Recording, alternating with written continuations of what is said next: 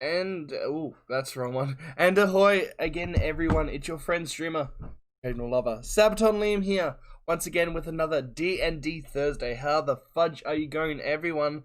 Who have we in the chat? We have Kitty. we have, that's all right. We have Path of the Heart Piece, a big fat ahoy to you. Been a long while since I've seen you. I hope you are doing well. And everyone else who is currently lurking, I hope you're having a fantastic day. Pardon me, evening, afternoon, or night. I hope you're having a good one. Now, today's D&D session is going to be rather fun. As you see, I've named the stream the Water Temple level. And we all know how fun the Water Temple level games can be, so. This episode's mainly going to be a big dungeon crawler, mainly underwater.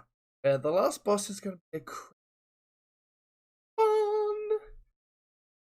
See how it goes, shall we? Welcome. Yep. Oh wow, were you just watching? Oh well, no, you as just soon as you. Oh. yeah, you basically just Hello. popped in like the moment we stopped talking. So Oh, okay. welcome, Yeah. everyone. Hello. Hello. Okay, last week you finished the dungeon of Grudhog and you united the Hill Giants against Chieftain Gur, destroying her, replacing her with a new chieftain, Moog, and securing the support of the Hill Giants to speak on your behalf in the Storm Giant Court. It's been a day or two since then. You had a couple days because you did have to go back to Golden Fields to get your rewards. It's been about 2 or 3 days since then. You have returned to the Fellowship Guild Hall, and you are currently enjoying a feast on the night before you are due to use the Conch of Teleportation, giving you some time to get some last-minute preparations and some last-minute festivities out of the way, just in case. And, of course, the sinking feeling is always there in the back of your minds. Something goes wrong. Chocolate milk. So here you are. You're in the dining hall. Angus is on his knight's throne. Nargle is on his orc skull throne. You are all finishing up your feast, and you have just listened to a rousing song from Dan Cooper, accompanied by vulgar lyrics from Scully the Skeleton. Lyrics is perhaps not the correct word to use. He didn't really sing in tune to the song or anything. He basically, just the moment he was placed down on the table, went, "And you're all fucking wankers!"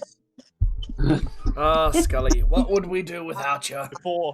Before unceremoniously being taken back and put in Dan Cooper's bag with a collective sigh from the table. And so, what last-minute preparations would you like to make? I would like to enchant my javelins. Some poison.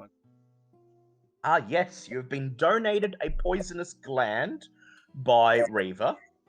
And you'd like to enchant your javelin. And so, after you have finished your meal, you depart from the table and you head to the arcane laboratory in the Fellowship.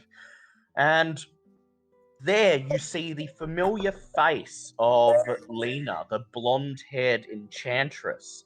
And you inform her that you would like to have your javelins enchanted, as the Storm Giant Court being at the bottom of the trackless sea. You have a feeling that perhaps your traditional weapons may be at a disadvantage.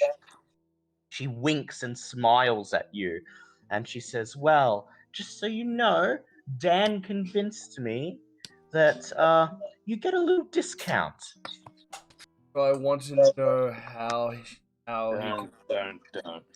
Never look a gift horse in the mouth. Now, it should be easy to do.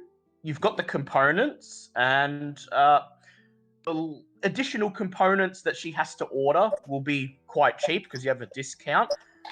So how are we going to do this? Would you like someone in the party to make the Arcana check? Or would you trust the Fellowship's arcane members to do it for you? That'll be, what's your Arcana check? Plus Exceeding. 11, I believe. You want me to have a go of it? Because I've got an EX in mine, and then You've got expertise on it, so you add Yeah. half your proficiency bonus to it. So, Fine. in that, But I think mine is still. yeah, I think Yeah. Bartleby's Yeah, is it is, still. yeah. Yeah, I will put my hands in the faith of our little... Whereas Or if about- No, very well. Go ahead. just D&D Beyond Fighting, give me 1 second. It's plus 11. Yep. Okay, so go ahead, Bartleby. You make the Arcana check then. Apparently with advantage. Reaver's help. Oh, okay. Reva's helping you out. So is Dan Cooper. So Double advantage. Rolls to D20. So 27. Hey! 27. That's definitely a pass. Now. So Bartleby comes into the arcane laboratory and he makes a beeline straight for the bookshelf. And as he's grabbing the spine of a book and extracting it from the bookshelf, Alina clears her throat and says, Master Bartleby, sir, we have to enchant Nargle's javelin. And then you hear Bartleby sigh and mutter something under his breath. And then he turns around and he silently just gestures his hand towards the javelin. And it sparkles and is instantly enchanted with... yeah, and then he immediately... He buries himself back in the books and like just flops down on a nearby two-seater. So that will cost you for additional components 300 GP. Ah, that's fine. All right, so your javelin, it doesn't get any bonuses to attack rolls or damage rolls. It's not a +1 javelin. However, it does deal now an additional dice of poison damage. Alright, so to its normal 1d6 plus 1, it's now an additional d6. Exactly. Nice! Okay, what else? What would you other guys like to do? Odins, would you like to send Ivana out? Okay. Before you go, can I give Kitty my my petrifying tentacles to go refine into poisons? Ooh, yes, you may. Do you want them? That's you got that. That's from the Mind Flayer, isn't it? I still have 5 of them. Yeah, it's from a mind flayer. He's got 5 of them. Yeah, I So- remember that. Oh, we leveled up also last week as well. Sorry, Tom? Did we level up to level 10? No, not yet. No, Still no. 9. Our mind flayer tentacles are being donated to Reva. And so, Reva, you send Ivana out. After finishing your meal, you step out, you excuse yourself from the table, which for you means simply blinking out, vanishing out of vision, and sneaking out of the mess hall. And you exit the guild hall. And standing in the front courtyard, you raise your arm and you tell Ivana to go collect stuff. And she says, "Yeah, I'll pick up a pack of ciggies while I'm out there." And she spreads her wings and departs into the reddening, sunsetting sky. And she returns a short while later with a pouch full of ingredients. Now, you may choose to get advantage on a poisoner's kit or a herbalism kit roll. You must choose which one. I was considering making water breathing. Yep, you will require some additional components that you don't have, which you'll have to pay for. But aside from that, you can go ahead and do it. So the additional components will cost you 200 GP to get in a sizable amount. Can I've spent some time also learning a new spell from the library? Oh yeah, sure, you can, because it's a fully equipped library. If you'd like to add a new spell to your spell book, you must succeed on a DC 16 Arcana check. Yep. But Reaver, go ahead and make your herbalism check, please, with advantage if you've chosen to apply Ivana's advantage to that. Oh, 12 plus 4. thing. Yep, you needed that. Okay. Yeah, I Yep. use my owl to assist me. Yeah, go ahead. All right. Well, yeah, it's 27. So Okay, so Bartleby, you spend the rest of the night before turning in, plowing through the rest of the books in the library that you haven't read yet with your owl, and you locate one wizard spell that you have not managed to add to your spell book, and you spend about an hour just slowly, carefully copying it down into your spell book as eloquently as you can. Reaver, you have managed to create 2 potions of water breathing.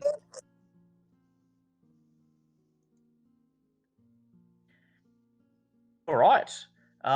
Unfortunately, you won't have time to make the tentacles into poison or to make poisons, but that's okay. There'll be time to do that later. Angus and Milo, anything you would like to accomplish here in the guild hall? Well, there's not a lot I can do before we head out to this particular potion, but I was wondering if I could finally finish off learning how to drive the tank by myself. Not that it's really at Yes. this point. Very well.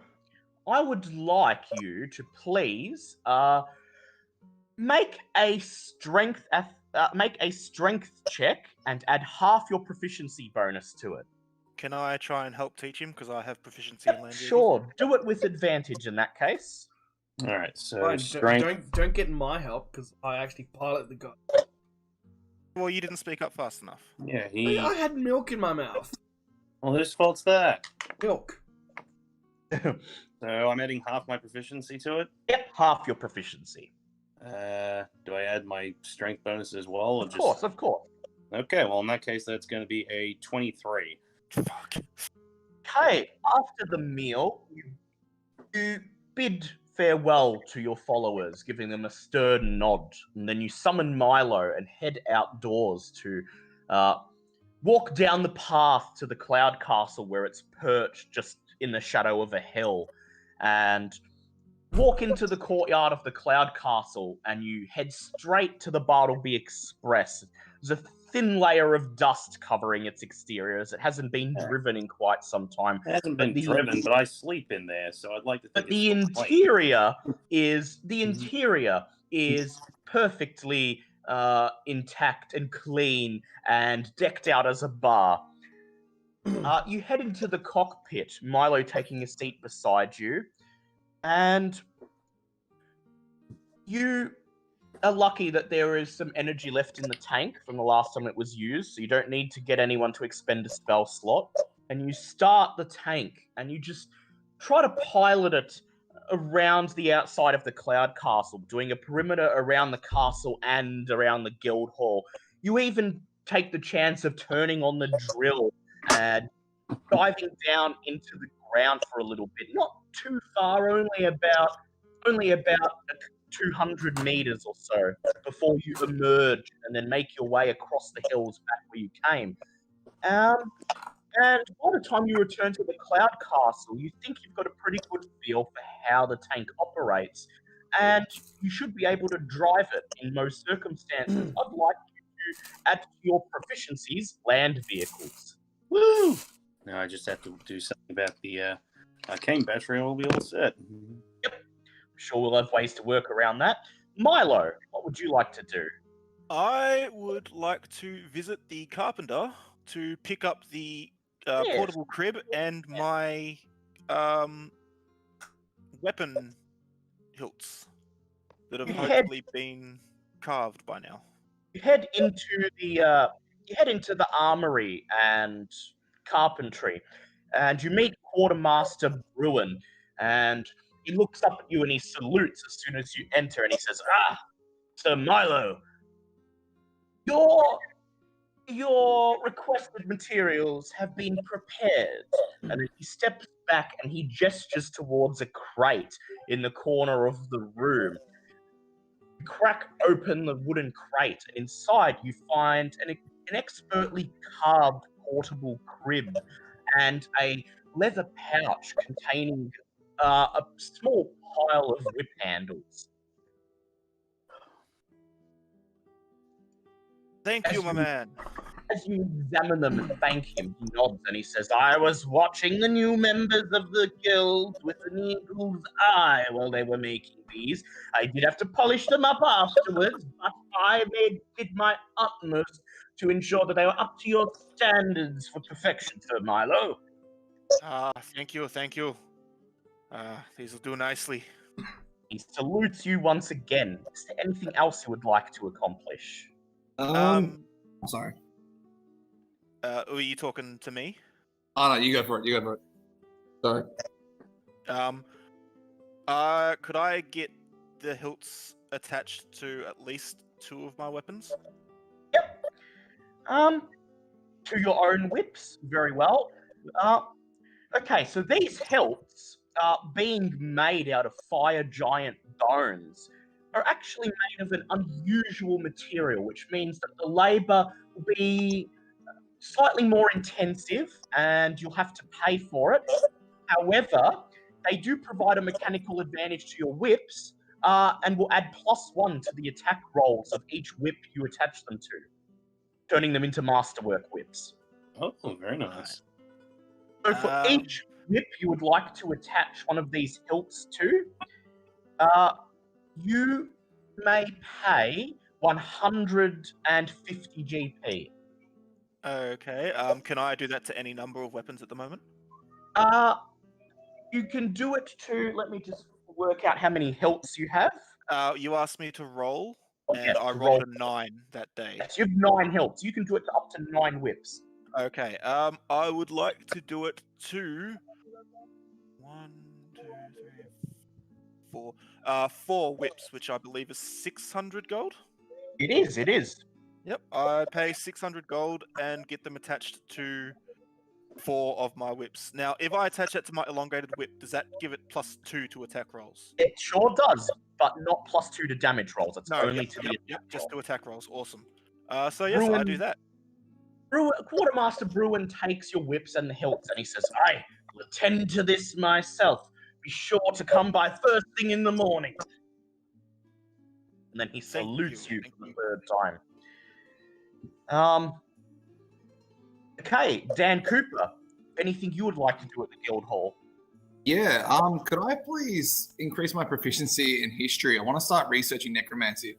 Oh my god, no. Sure. Here we go. So you head into the arcane library and you look around for a bit.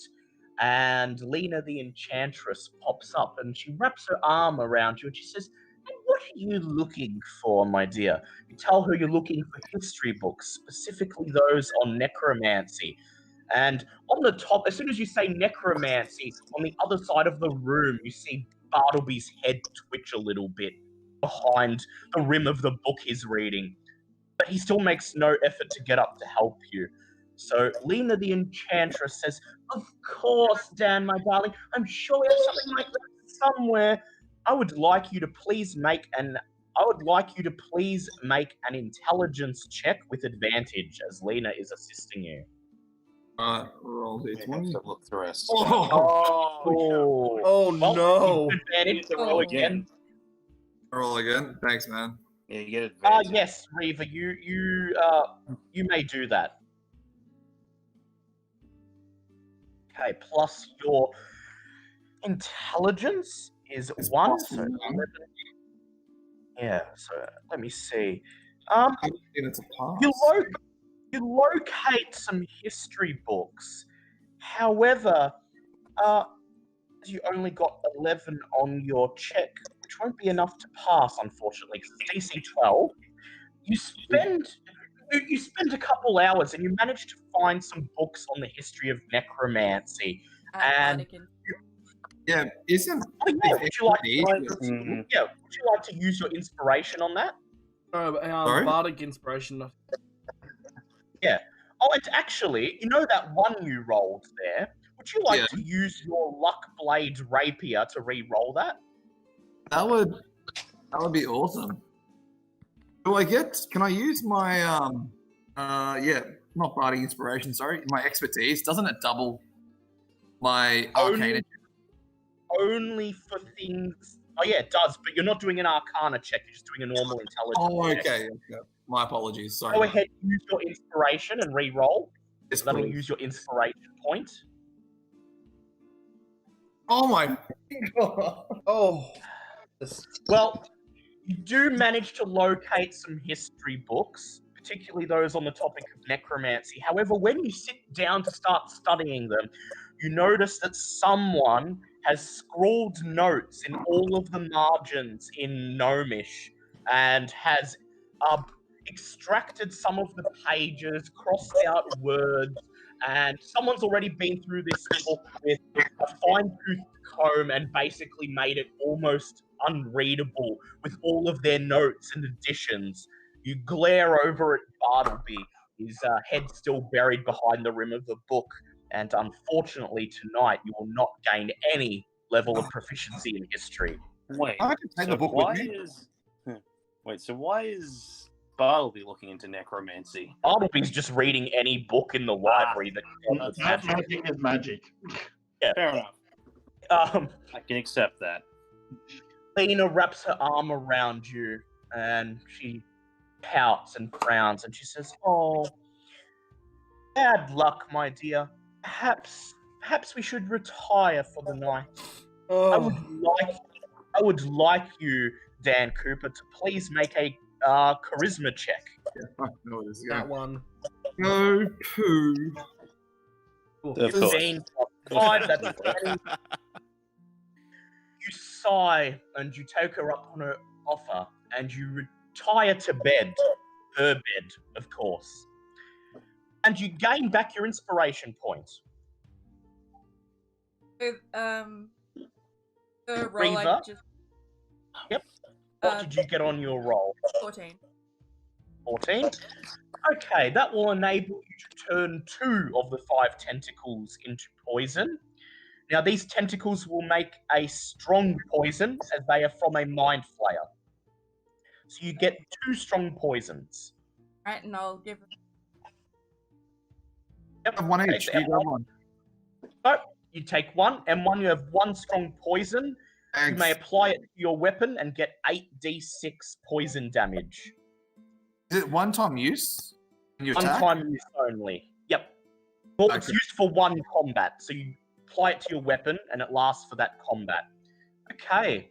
Thank you. You've all retired.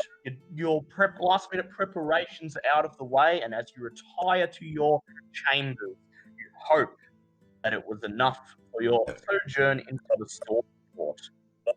Morning comes, and the fellowship is engulfed in the early morning sunlight. You all emerge from your chambers, already prepared, your armor already donned, your adventuring supplies already packed. And you, what the hell, Louis? And then you assemble in the courtyard of the fellowship, and you watch as all of your members gather and salute you and wish you the best of luck. And then Angus reaches into his bag and he pulls out the Conch of Teleportation that you got from Duke Zolto. I yell, "Wait a minute," and Yep. run off to the carpenter and grab my weapons and then run back. Yes. I was, assuming you already did that Nah. as you emerged in your chambers. Yes. And then Angus holds the Conch of Teleportation aloft and triggers its magical effect. Okay. I'm going to bring up a map. I'm going to switch the music. Yay. The conch glows a bright light, a light that engulfs all of you, and instantaneously, without any sensation, no sensation of travel, no sensation of even having moved, And it's you are teleported to the Storm Court, Maelstrom, at the very bottom of the trackless sea. Oh hell, the magic con. Oh hell, magic conch! And here it comes in level 1. Here it comes. Come on, chat. There. Okay. And then Is level 1 of Maelstrom, the Storm Court. And you have emerged right here. oh, neat. Show us. Okay. I'll just flip to the correct part of the book. Okay. Anyone who teleports to Maelstrom appears atop a glowing glyph carved into the floor of an alcove in the northeast corner of this rough-hewn chamber. The moist walls here are covered with bioluminescent lichen, snails, starfish, and barnacles. Tiny, harmless crabs scurry across the floor as you land on the glyph, obviously terrified of you. As you arrive here, you hear at first silence, nothing but the ever-present burbling sound of the water just beyond the room's walls. But then you begin to hear music from somewhere further off in the palace, a powerful female voice, accompanied by the deep, haunting tones of a masterfully played pipe organ. The music comes from music comes down from the top of a spiral staircase directly in front of you. However, this is not the only way of exiting the room. Next to the staircase, there is a 40-foot deep circular pool with a 30-foot high passageway at the bottom. Look in the water and you see an iron barnacle-covered portcullis prevents anyone from swimming through a passageway into a central shaft. There are also hallways to the north and east of your present location, presumably leading off to additional rooms. What would you like to do? Could I use perception to see if there's any way that someone could see if anyone was here? Sure. Make a perception check, please. Check for security. I was actually going to chap into crab and crabs. That's a good idea too. My Milo, could perception you- was an 18. 18? So, Milo, you take a moment to just stroll around the perimeter of this central chamber and examine it. Aside from the music and the singing that's emanating from the top of the spiral staircase, the palace doesn't seem to be set up specifically with the intention of allowing visibility between rooms. There are a couple of windows in the walls. However, all you can see on the other side is the vast, endless blue of the ocean outside. Also, just for future reference, that would technically be an investigation check, not a perception check. Yeah, it would actually. For, like, Yeah. noticing things. Yeah. Whereas investigations for like Is to act specifically check the room. I know. Yeah. But yeah, no, I thought because he's like trying to listen and see if he can determine the optics between rooms that a perception check would suffice. Yeah. So Nagel, you want to wild shape into a crab? Is there any? Well, you could potentially, if you eye shape into a crab, you could go into the pool of water, make your way through the bars of the portcullis, and go into this big central shaft and see what you find there. Yeah, I could do. So that'll use up one of your 2 wild shapes for the day. Look at everyone, and you quickly say, hey, remember this trick? And then there's a poof, and standing in your place is a crab. It looks up, raises a pincer to the rest of the party, and then scuttles away to the pool of water. Behold, my name is now Crabbo Stabbo.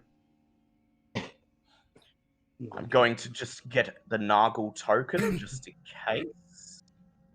Since he is While you're doing separated. that, I would just like to make certain everyone knows I don't have Bluebeard with me because Yeah, a that's- dragon, a draconic creature in a would giant probably- base would probably be bad. Yep. Not to mention that his utility down here would be quite limited. Yes. So well, Nargle, you turn into a crab and you scurry across the damp floor and you drop down into the pool of water. And following the trail of the other crabs you saw earlier, you shuffle across the floor of this pool, squeeze through the bars of the portcullis, and emerge into the large central shaft. I'm going to... that is area 1. I'm going to show you what you see in this room. Sleepy time. Enter this room. I got the merge. Okay. Oh my god. Sorry, I'm just going with Sharon Yep. in the chat. Crabulon. A powerful vortex swirls above a 100-foot deep, 180-foot wide sinkhole on the ocean floor. So that's a whirlpool. The sinkhole, which extends through 3 levels of the palace, has a whirlpool mouth at the top, and at the very bottom, where you are, there is a large drain. A barnacle-covered iron grate covers the drain, and the bottom of the sinkhole is strewn with debris, the remains of wrecked ships that have been picked clean by the 2 big giant crabs in this central chamber. The walls are covered with coral and other ocean life. There are also 5 other flooded passageways leading to other chambers. As you are so small, the 2 huge giant crabs who are currently busy picking away at the debris and extracting anything they deem valuable have not noticed you. The smaller crabs appear to have departed around the room into a northern chamber. You have a couple of options here. You can get the attention of the 2 huge giant crabs, though they look particularly busy and probably wouldn't appreciate being disturbed, or you can attempt to sneak through this central chamber and follow the normal-sized crabs into the northern chamber. I think it might be a good idea. I would have liked Alright. to be interrupted. Exactly. Well, I'd like you to please make a stealth check to make it past these 2 huge crabs. What's a crab stealth? Let me check the crab stats. 5e tools. So you're a giant crab currently, which is still... Are you a normal sized crab or a giant crab? For this, just the size of the normal crabs. Okay, so that is just a +2 to your stealth. Alright, that is a 15. 15, that'll do it. You scuttle across the floor, taking cover under some of the wreckage as you sneak around the shaft and follow the trail of the smaller crabs into the northern chamber. And in here, you find Area 5. Where are you? There you are. Sorry, I've tried to do this to speed it up so I don't have to place tokens individually, but I still have to find the correct thing to actually place. Merge layer down. So this is you see a raised barnacle-covered portcullis hanging above the entrance of this submerged cave, and you use your tiny form to sneak between the bars. This cave is home to 3 hulking crabs, Hulking? much bigger than you. Oh, They have god damn it. They have... Do you have to take it? You find. Oh. I think that's Tom. Yeah, it's Tom technical. They have covered their shells with ship wreckage, and they attack anything that enters their cave. Oh, come unless on! unless it is another crab. Ooh. Oh, not Dave. Good And work, so, Dave. in addition to these three hulking crabs, you also see about 20 or 30 normal-sized crabs just milling around the bottom of the room in amongst the debris and coral. First of all, as you enter the room, I would like you to make a nature check. I need to put some. Oh, the gift doesn't exist. I was gonna I get the whole scared crab thing. Crab. So nature check you said. What's the crabs? Or is that just nature on myself? Just nature yourself, because you get the mental stats of the creature. Oh, yeah. You get the mental stats of yourself.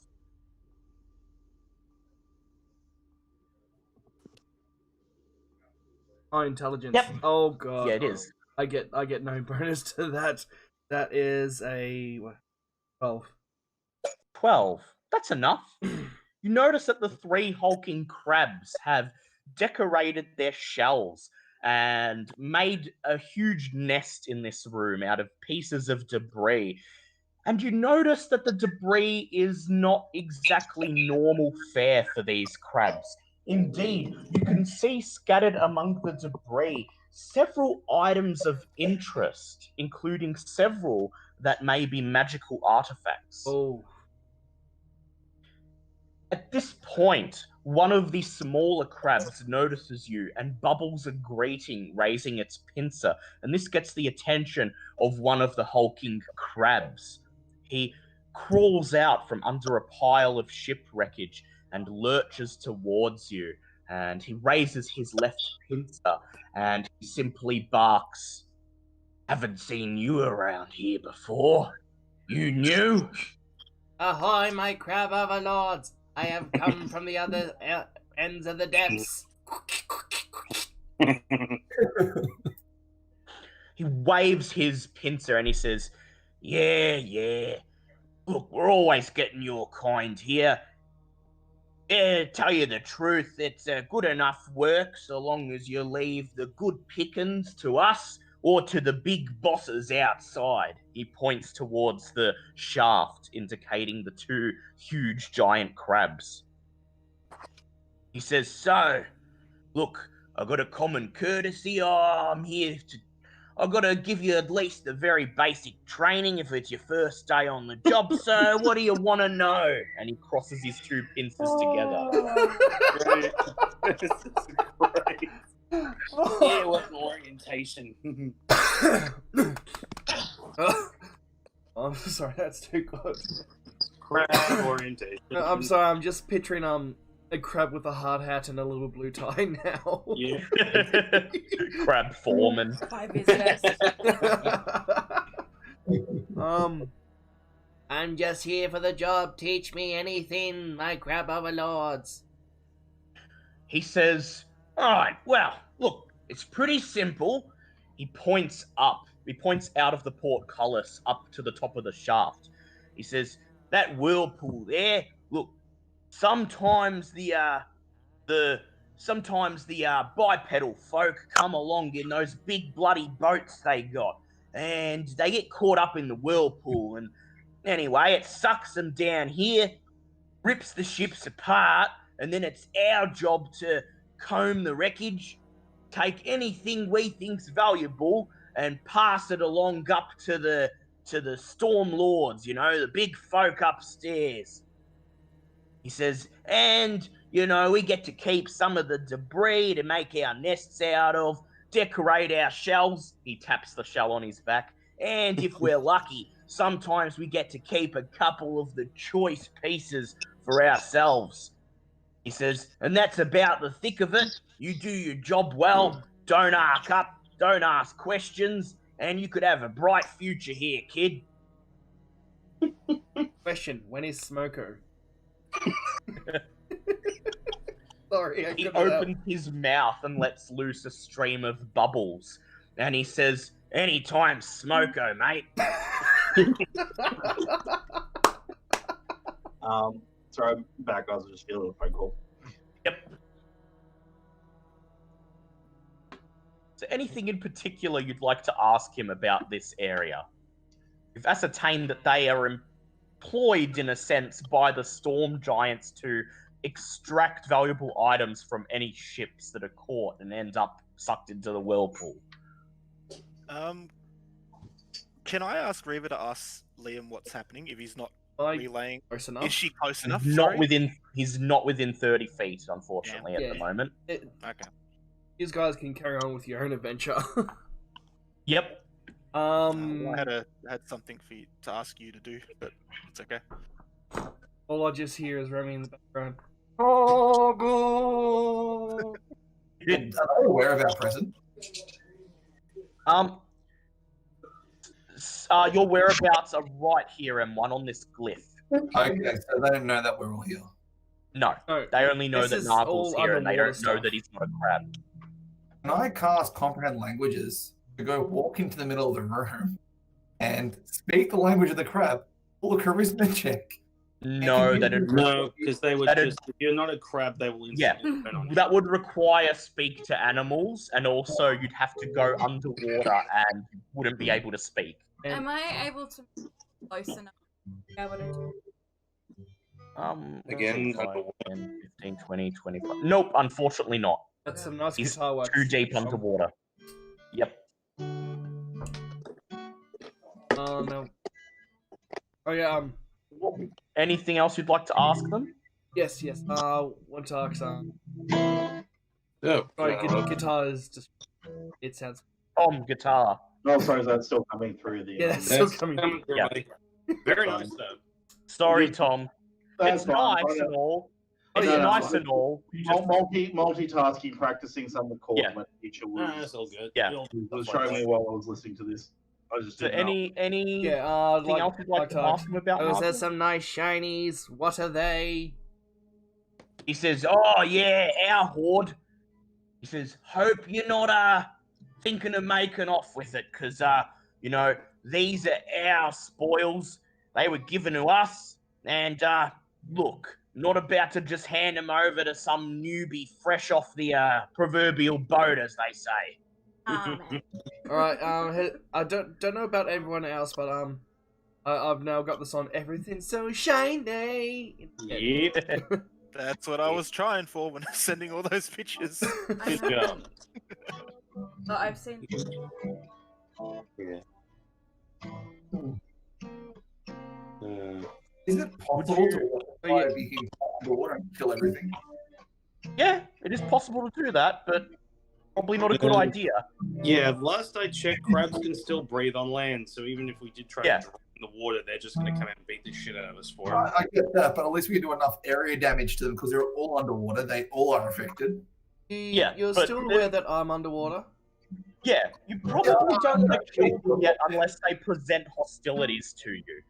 The foreman crab, as you've taken to calling him in your head, taps his shell and puts his pincer in front of his eyes as if he's checking an imaginary watch, indicating that he's short on time. He says, "Come on, mate, I haven't got all day. Look, one last question, then I'm going to have to turn you loose for your first shift." Sorry, Tom. I'm gonna have to turn. Is that still coming through even though I've got... Yeah, it still It is. is, it is. Again, That's still weird. awesome. Okay, give me a second. It's playing so well that it comes through anyway. Yeah. Yeah, I've got it like pointed to like the opposite direction from the mic, so I reckon it's coming in from something else. Then it's a really good mic. Yeah, then. probably. No, Well, at least in a professional studio, so actually, it might be the camera I've got set up. It might be using that as a secondary mic because what I've That- actually got set up is a Beta 58A, which is actually designed to reject. yeah, Anything that's probably- in front of the cathode. yeah, it's probably a good idea. So what's the last question you'd like to ask of the crab foreman? Oh god. Keep getting things. M1 is. Oh, he's talking. 4. 4. Okay, don't worry. Crap, no, I did have something in my head.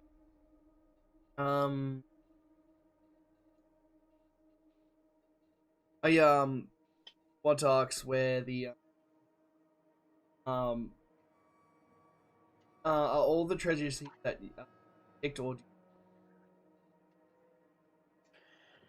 He says, well, look, he says the bulk of them go upstairs to the Storm Lords, stick them in their nest, right?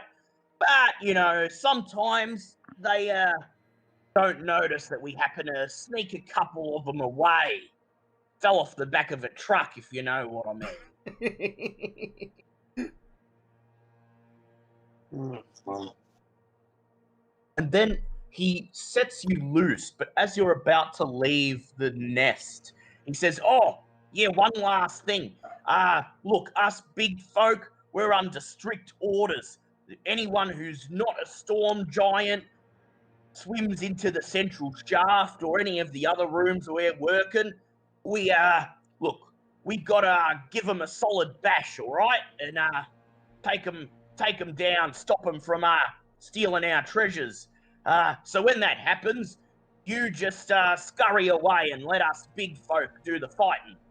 Aye, Captain. Where should I scurry away to? Is the safest place? He says, you know, just hide under a pile of debris or something. He says, you know, those folk, sometimes they like to boil your kind in a pot of water, and it's best if you just stay out of sight.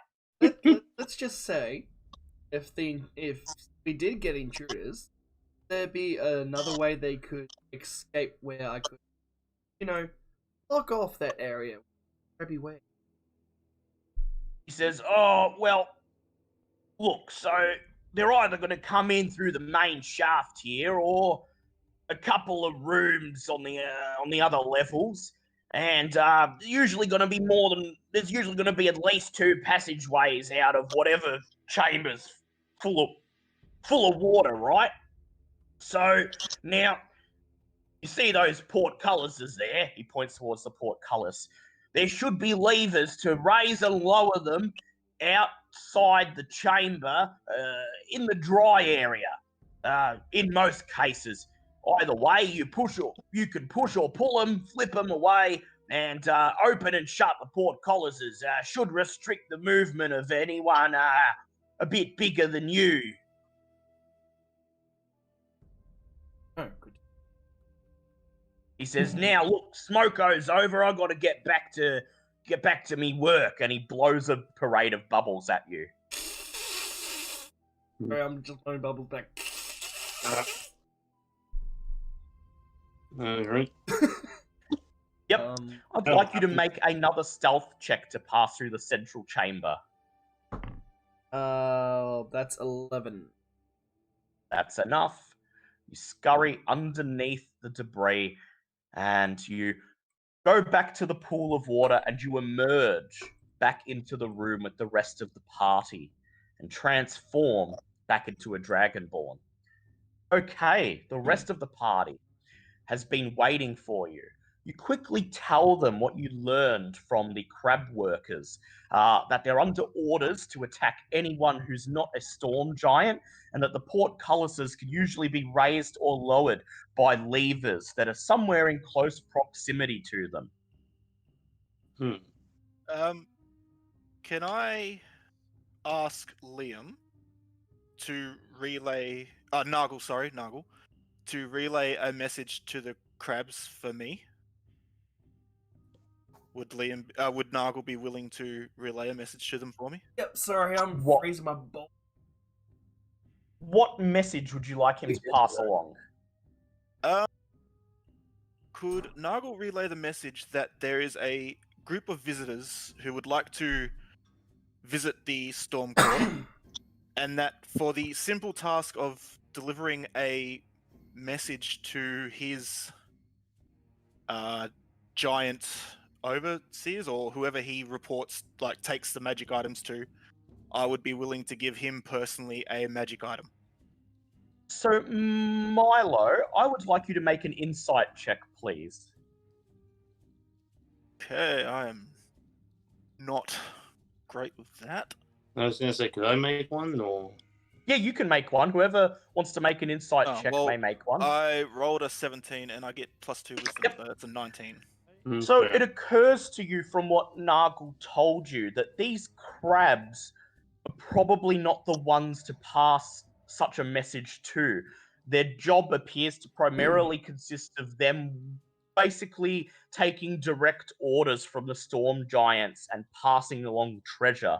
And they don't really communicate with non-storm giants. In fact, they're under strict orders to attack anyone who's not a storm giant.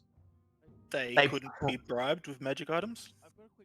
They might be, but you get the feeling that they probably that it would be difficult to convince them as merely being crabs. Their existence is confined to simply extracting items, and they probably don't really understand the actual workings of the court. So ideas such as visitors with important messages might be lost on them. They're just simple scavengers. Okay, I've got a So if we go into I think Tom's got a question. Yep. yeah, question regarding. So, what is the height differential between these rooms? Which ones are on high ground? Which ones are lower compared to say where we are? Okay, so all this underwater area is this floor here is 30 feet below. So basically, everything you see in the middle that's blue is at least 30 feet below where you're standing. Right, that's cool. Okay, and is everything underwater at the same level, or is there some bits that are higher? Yeah, basically, yeah, because it's the ocean floor. So aside from normal fluctuations in the terrain, it's not all exactly even, but it's all roughly at the same level. Okay, cool. All right. quick question. Yep. Would it be possible to transform into a Tran and to use my root system to absorb all the water? It would be possible, but it would take a long time. That's a lot of water. That's a lot of water. It would be like bottom on of the the ocean. order of months and Also, years. Also, water, that's not like exactly salt the water, stream. so you'd probably kill yourself. Oh If we- crap! I forgot to ask Tom to empty. Holding. Yeah, well, it's okay. You've still got one bag of holding. A bag of would- holding on me. Yeah, but no, he had an idea. He wanted to use the bags of holding to empty some rooms of water if you encounter them. We worked out that 2 bags of holding could empty 1 room. Yeah, because a bag of holding, I worked out, I did the math, can empty about a swimming pool's worth of water. If Well, we go into the I've underwater, got other means of doing that as well. Yeah, we have other means of doing that. But you have several options here. You can examine the rooms off to the north and east. You may head up the stairs and head towards the music. Or you may swim through the central shaft and use it to access other areas of this level. I I'm gonna check the rooms we can actually access because I don't exactly want to. Well, Hmm. I think seeing as we're here to just get an audience and Hmm. want to try and make a good impression, Yeah. trying to not scavenge the rooms, but Yeah. Just going check to what's in rooms them. might not be the greatest idea. Yeah, we're trying more to. Wait, are Yeah, these to get guys stuff. friends? Well, see, the thing is that you're aware that Imrith is somewhere here, and you know that she may have some of the Storm Court working for her, so there are potentially enemies here. So you would be justified in being a little bit cautious. Hmm. so wouldn't it be better just to go to climb a staircase? Yes, Glitterwind, go investigate. Maybe not a draconic. Yeah, could be no. discovered. Yeah. Yeah, Even you though she hate can go invisible, there may be things that might make her visible. And if there's a dragon creature That would- running around a giant's home might Yeah. not be the That best. would Hello, be a bad I'm a look. dragon creature. Yeah, which is Yeah. why we don't want to push it any further than that. We want to have a team, or a party member, go upstairs. Like Reva, do you want to go invisible? Go upstairs, investigate, do a listen check, and then come back down and report to us. That could be done. All right, Reaver, you turn invisible and you bid. You look at the party, and they wish you luck, and then you head up the spiral staircase to the level above. I would like you to make a stealth check with advantage, please.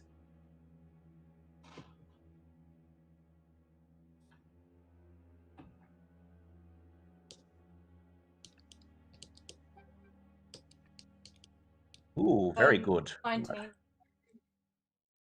I'm going to open level 2, and I'm going to put Reaver on it.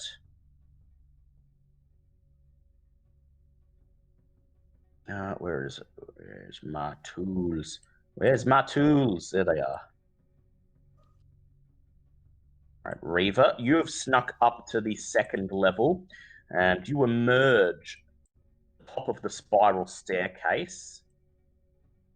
You exit out into this room, and I will tell you what you see. That's area 14. Area 14, indeed.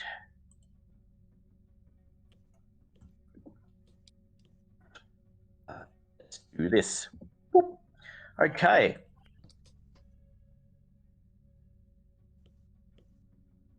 Okay, Reaver. Music fills this hall as you enter. This great hall is split into 2 levels. A 15-foot high raised ledge hugs the wall to the north and east, and gently sloping ramps lead up to it. The acoustics here are excellent. Barnacle-covered pillars of hewn rock rise to meet the vaulted ceiling, and a huge crystal window allows in light that casts beautiful patterns on the walls. Under this crystal window is a hulking crab with coloured nodules and hollow flutes of beautiful coral growing out of its shell. This creature appears to be a living instrument. When one of the nodules on its shell is tapped, the motion tickles the crab and causes it to exhale a burst of air through one of its coral pipes, producing a deep tone similar to that of a pipe organ. Performing next to the ledge are 2 storm giants.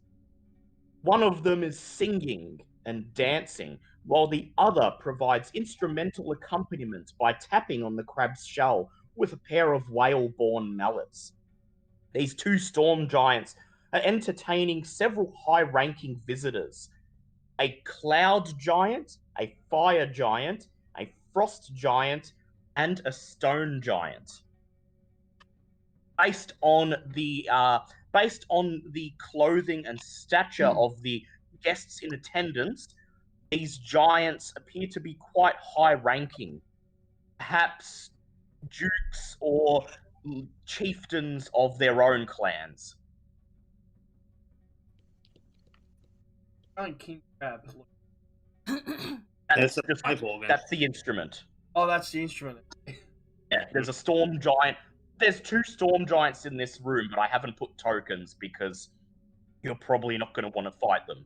Yeah, no, that seems like a really bad idea. would Because it be we're good- not being hostile. Yes. Because we want the Storm Giants' help. Yes, and being the shit out of half the people here is going to basically fuck us over. So is that So- clear enough for us to all walk in? You could probably just walk up into the Great Hall and ask for an audience. This Great Hall appears to be some sort of waiting room, and to the south, Reaver, you can actually see the doors leading into Princess Sarissa's throne room. Oh, So this appears to be a chamber where people wait until they're invited in for an audience. Yes. Yep. Right, so you return downstairs and you rejoin the group, and you inform them of what you found. So, what do the rest of you make of this? Milo asks, did the fire giant look particularly angry? You couldn't tell. Okay. Because if he's a high-ranking fire giant, he might be here to petition against the group of adventurers that killed the Duke. Yeah, we kind of screwed those guys Yeah. over.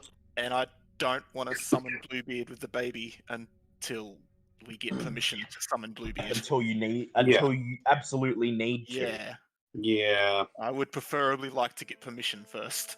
Yeah. So we definitely don't want to start a fight with anyone, because that would just end badly for all of us. Although if we did go up, one option could be that I immediately say we come in Duchess Zastrad's name. That might give us time to negotiate, but that's if we decide to go up there. Perhaps. Before you Reva, I would like you to do an investigation check, please.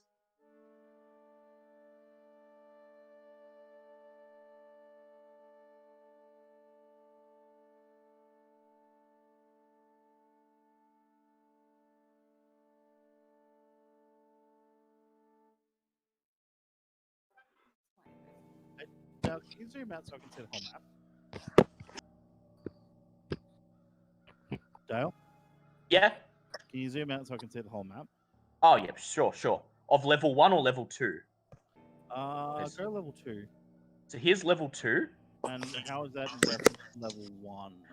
Here's level 1. And This how high- stair. How high is it? The Yeah. staircase is about 50 feet tall. So Reva, while you were up there, you determined that the throne room was to the south, and this, combined with Nargle's description of the central shaft, alerts the party that one of the tunnels leading off the central shaft may actually be an alternate entrance into the throne room. So you have multiple options here. So basically, option 1 involves doing the whole underwater bit, which picks a fight with most of the sea creatures in there. Or option 2 involves going upstairs, trying to walk through a parade of giants who may or may not be hostile to us almost immediately. Exactly. Well, if we go the underwater route, I could cast Major Image to make us seem like a moving, floating rock. Go find behind it, or a shipwreck. A shipwreck coming down that the crabs are under specific orders to scavenge. wouldn't that draw the crabs directly to us, though? Unless he Not drew if he the crabs casts- to the other side of the room. Yeah, if he uses a major image. Oh, he wants to use it away from us. Yeah, makes an illusionary ship come down the shaft. Before we did that, we might need reconnaissance. Oh, I know it's a bit meta, but are those shark shape? Those are meant to be. They may or may not be hostile. Okay. I don't speak whale. No one speaks whale. However, whales are considered beasts, I'll let you know. So, as a ranger, you may be able to tame them if they're hostile. True. I would need to be able to speak to do that. Yep, and also, crabs are also considered beasts. True. Well, if someone, wink wink, could control water and make a air bubble around my head, I might be able to speak underwater. Yeah, if only someone could definitely do that. Who could possibly do that? I could turn you into a whale. Yeah, you could do How that. does it turn You you can- into a whale? No. It was all. How about just a giant T-Rex floats down to the bottom of the ocean? I Perhaps I'm don't like, what think a the T-Rex. fuck? I don't think a T-Rex is going to be able to swim all that well. I've got Hold combat It's got little forms. tiny arms. Quite a bit much. What was Tom saying? I've got combat forms I can use underwater. Yeah, he's got combat forms underwater. Giant just a- octopus. Quick question. Yep. Were we going into the south room on this level, or were we going to try and swim up to that secret entrance? Yes, you got multiple options. You can so- swim okay. through down to the south level and head up these stairs, and those lead into the throne room. Or you may swim up the central shaft and enter this little tunnel, which also leads into the throne room. But whichever way you look would- at it, I was You're going gonna to be say, loaded. sorry, go on one. oh, sorry, I was going to say, whatever way we look at it, we're going to be alerting the giants. Yes. We're gonna- That's we- that's kind of the point, though. Like, like, if we're going through the secret route, I mean, it gives us a little bit of headway, a little bit of extra time until they're called in. Like, which way do you want to go? I personally would like the if you could go up a level, please. Sure, sure. That one that goes directly in front of the throne. Yep. Because then we're not appearing behind them, which could be construed as Yeah. that's what I mean. We need to plan hostile. this. Yeah, we need to plan this out properly because if Yeah. we above all else, we're meant to come in peace. So if we Yeah. like randomly show up, no, we're not here to shoot to kill. So if No, we no. go up through the secret way, we look like we're being hostile, exactly as Remy said. Or we can Yeah. try and get our way through the front door. Yeah, you could just Yeah. head upstairs.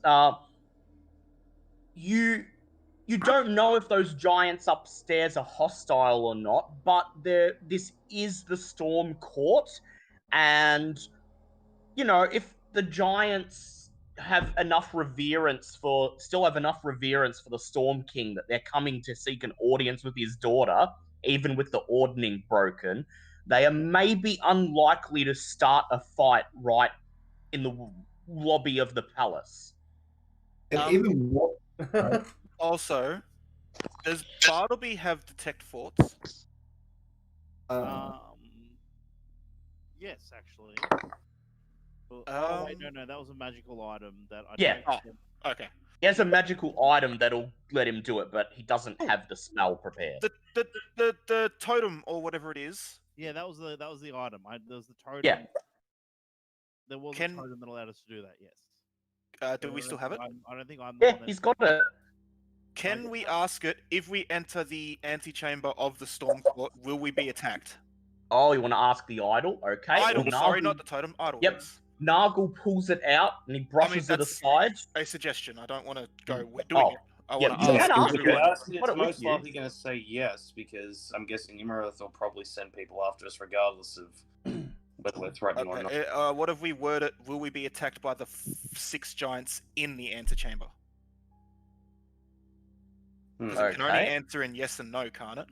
Yes, it can only No. answer in yes and So- no. If we try and word it very specifically, That is because true. I actually don't know how this works. I've only picked this up from the few Yeah. times that you've used it. If you Yeah. ask, basically it's a divination. It's a divination spell, so it gives you yes or no answers. You could ask it, "Will those giants attack us?" and it'd give you an answer, but that may not be specific enough. You could try to get more specific, such as, "Will they attack us if we enter that room?" Yes, well, that's why I tried to word it. If we enter the Yeah. antechamber, will those giants attack us? Would you like to? Immediately. Would you like to start? Would you like to do that, Nargle? What? Do you want to use up the? Do you want to use the idol's use for today? Oh yeah. You pull out the idol and you hold it aloft, and Milo asks, "If we enter the antechamber above, will the giants present attack us immediately?" The idol says, "No." All right. So we're going for the full diplomacy route. Well, my vote has now changed to go up into the antechamber. Yeah. What I was Wait. thinking, Hermitage, to at least make my voice appear bigger if we're doing a bullshit tech, so it gives us a slight advantage. I Don't really raise your hate. voice. I really fucking hate that you call it. It kind of is, though. We're not bullshitting though. We're legitimately. No, we're not here to- bullshitting here. You're actually trying Yeah, to be we're honest. here on a we're literally Know here what for he the sake of means. diplomacy.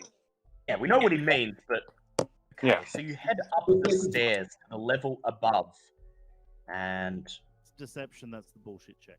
yeah, deception is the bullshit Deception. check, but this would be a persuasion check. Yes. You head into the Great Hall. And as you enter, no one notices you at first. The two Storm Giant sisters continue with their performance as the other giants watch them. And as you step off the stairwell into the hall, their performance ends. Two Storm Giant guards quickly interpose themselves between the two females and you. But one of them, the one who was singing and dancing, orders them to stand down. And she says, stand down immediately. They do not appear to be hostile. Let my sister and I learn what brings these puny creatures to court. May I speak? I'm asking the party now. Can I speak? And Very answer nuts. this? Yeah, if you're one of the only two people who can, so I say in giant-ish, or whatever the technical term Yep, is. giant. We come in peace. We come on behalf of Duchess Zastrid, and we come seeking peaceful audience with the three princesses of the Storm Court. As you say Duchess Zastrid, the two sisters look at each other, and they share a look that tells a lot, but with no words. Angus, I'd like you to make an insight check, please.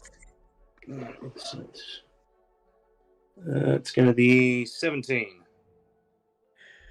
You see the sisters share a furtive glance at each other, perhaps as if they've detected an opportunity. Then they turn back to the party. The one who was the one who was singing and dancing crosses her arms, while the other who was singing and dancing gives you a cold, kind of condescending smile. Ah, shit, I fucked this up. At the same time, they stare over at the room towards the lone fire giant who's looking at your group intently with a strange look on his face that may be one of hostility, but may also be one of curiosity. Then, the sister who was singing and dancing says, "Well, you have entered our court. You have not been rude. You have come with diplomatic intentions, and so we will be frank with you. Our young, inexperienced sister is far too overwhelmed with important matters to grant you an audience at this moment." She takes a step forward and she says, "However, if you are willing to wait for her to finish conducting said important business, then my sister and I will put in a good word for you, and we will try to convince her to grant an audience with the small folk."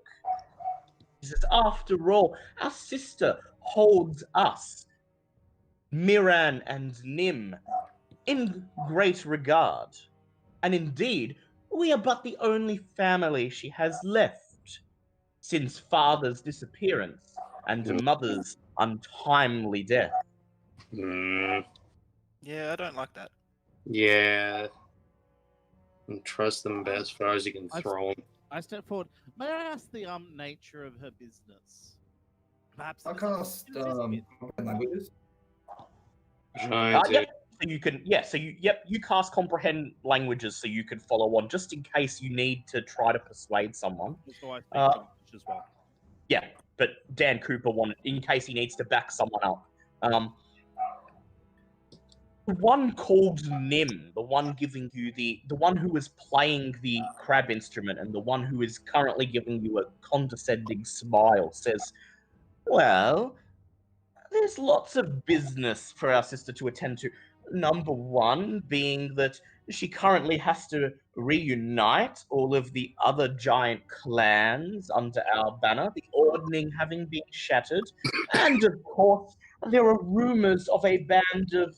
She looks at her sister Mirren, who gazes at your group intently, and then she continues, "Insolent adventurers who have taken to killing giant monarchs of late." Hey. Okay. I would like to possibly make an insight check and figure out whether they're being genuine or whether this is like a play for time or something. Whether they're being earnest in their Yep. disclosure. Go ahead, make an insight check. DDD, general, P. All right, so that is. Let me do my character sheet. So that's 16. You get the impression that while they do appear to be, they're not so much stalling for time, you get the impression that they have no intention of letting you have an audience with their sister. And you get the impression that they perhaps may be planning something that, let me put it this way, your appearance here is well timed and has provided them with an opportunity that they are going to seize. Ah, crap. Okay. I'd like to whisper under my breath using the message cantrip to pass this on to Angus. Okay. Mirren steps forward and she says, "If you would allow our guards to escort you to the guest chambers, you may remain here in the palace for as long as necessary until our sister will grant you an audience. Accommodation will be on us. All of your needs will be taken care of." Who has the most boomy voice out of all of us?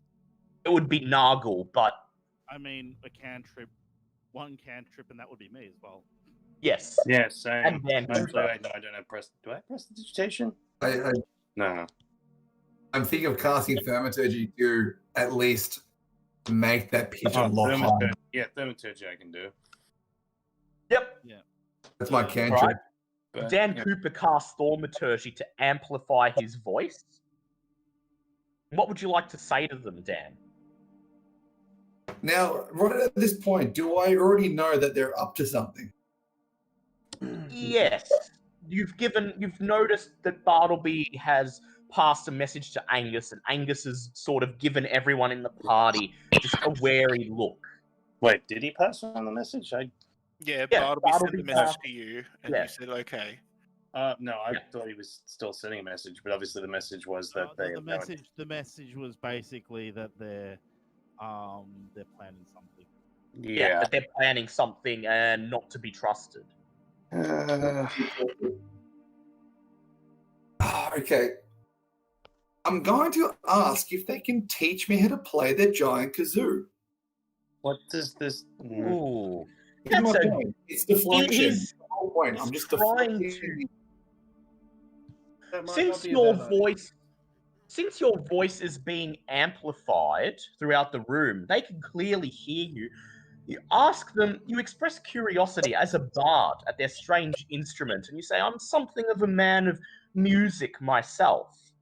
And You ask them if they would be willing to just show you how it works, and maybe you might be able to play a song for them. Make a persuasion check with advantage, please. The whole idea is I'm trying to, you He's see trying to what I'm put- trying to do. Yeah, he's trying to set them at ease and befriend them, basically. Exactly. Let's have a jam sesh. Oh. With advantage. All right. Advantage, So you get to do another one. okay. Be nice. Hey, Yeah. The two sisters appear to think for a moment, and the other giants present in the room just look at you with puzzled looks on their faces. Nim smiles and she gestures for you to come forward. And she says, "How curious. Come, have a look." And she invites you to step up the ramp towards the instrument. She leads you over to it, and she shows you the basic operation of how it is played. Mainly that you strike and apply pressure to various points on the crab's shell to make it emanate organ-like sounds out of tubes on the shell. And very quickly, you realize that each pressure point is roughly analogous to a key on an organ keyboard. And so you make a mental map of exactly which note applies to which pressure point. This takes only a few minutes, and Nim seems pleasantly surprised. She smiles at you, and she takes a step back, and she says, "Very well." She addresses the people in attendance and says, "The small folk are going to grace us with a performance using a traditional storm giant instrument. Let us hope that he does not butcher the composition." She gestures towards you as if inviting you to play. If you would like to play, make a performance check, please. Love to play. Let's do this. Precisely, yes. You begin pressing the pressure points, and a rendition of the canteen theme plays.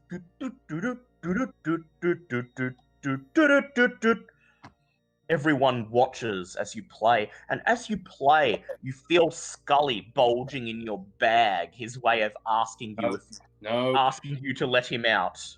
Do you let him out? Well, since the giants don't understand him, merely speak common. Yeah, but no, they understand common, and I really don't think an insulting skull's a great plan. Right. You clasp your bag tighter and continue playing, and you play another bar.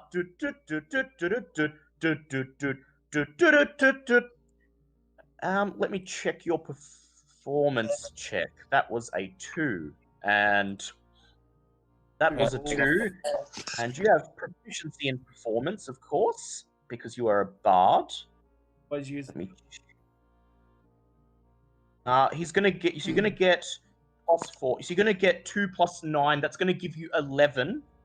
Are you happy to go with that, or would you like to use an inspiration point? If I go with 11, then I've failed, haven't I? Usually, I wouldn't tell you the DC, but in this case, it's going to be DC 15. So yeah. So you will fail with an 11. For the sake of it, I'm going to use I'm going to use my inspiration point to reroll. Go ahead. Where if I get 1, I'm going to hit the roof.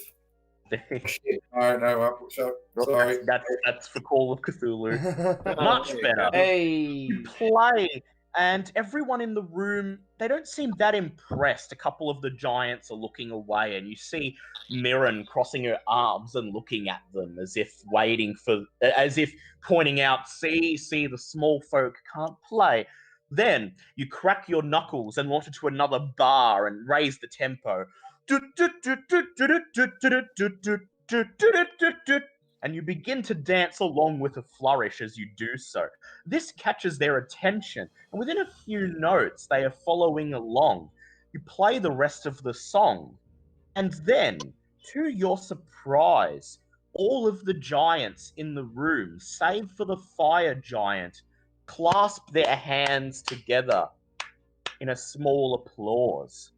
Mirren and Nim look utterly mortified. They didn't They even take- get claps.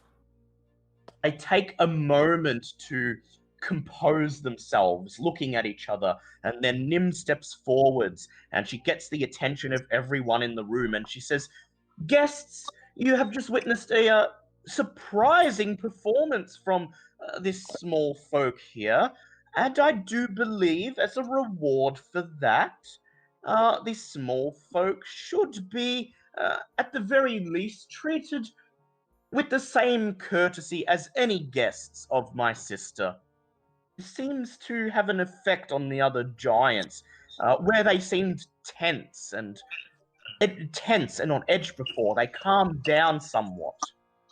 And then Nim says, "Very well. Perhaps I was a bit too forward with you earlier. We will mention you to our sister and attempt to get you an audience.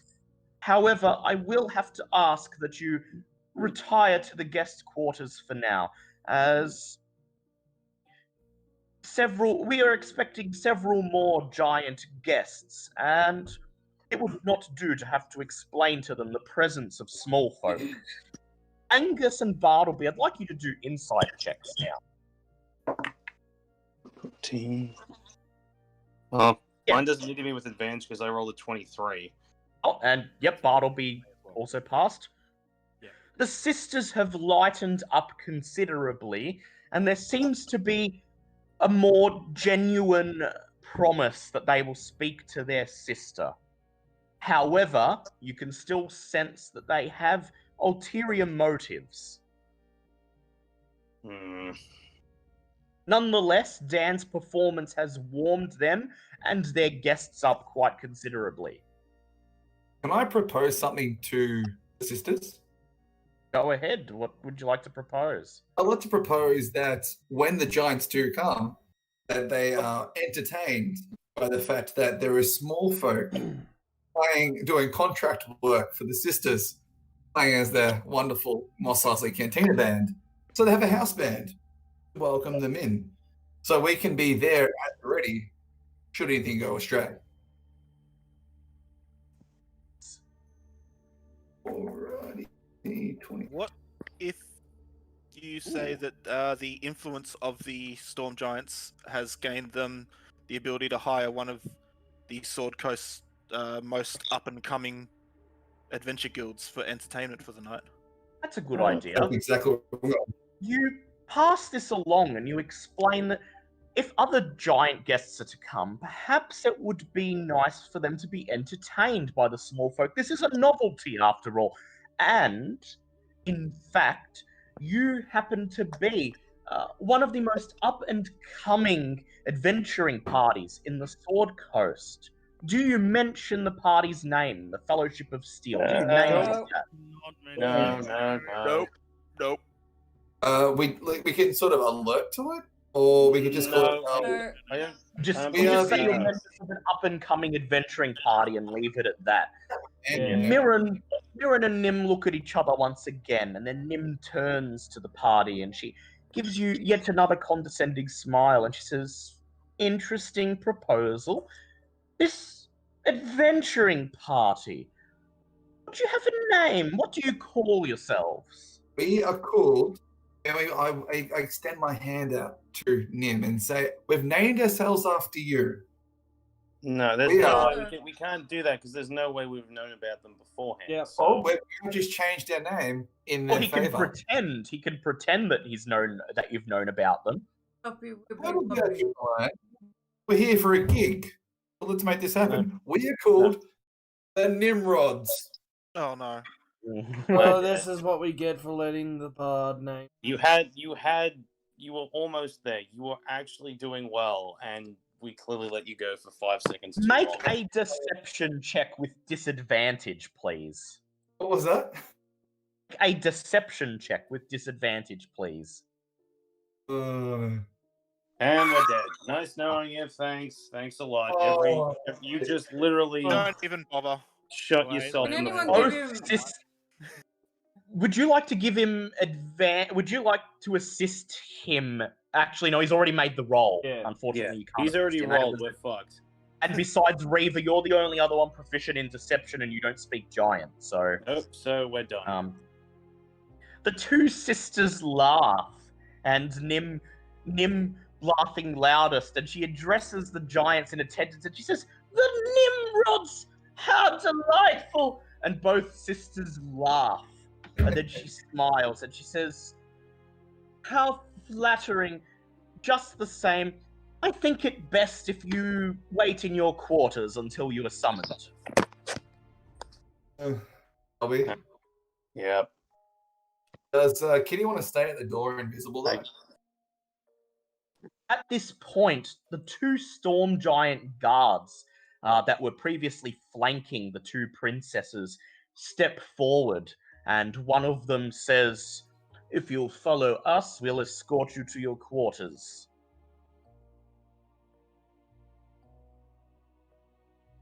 Yes. So, he didn't completely blow it. He just...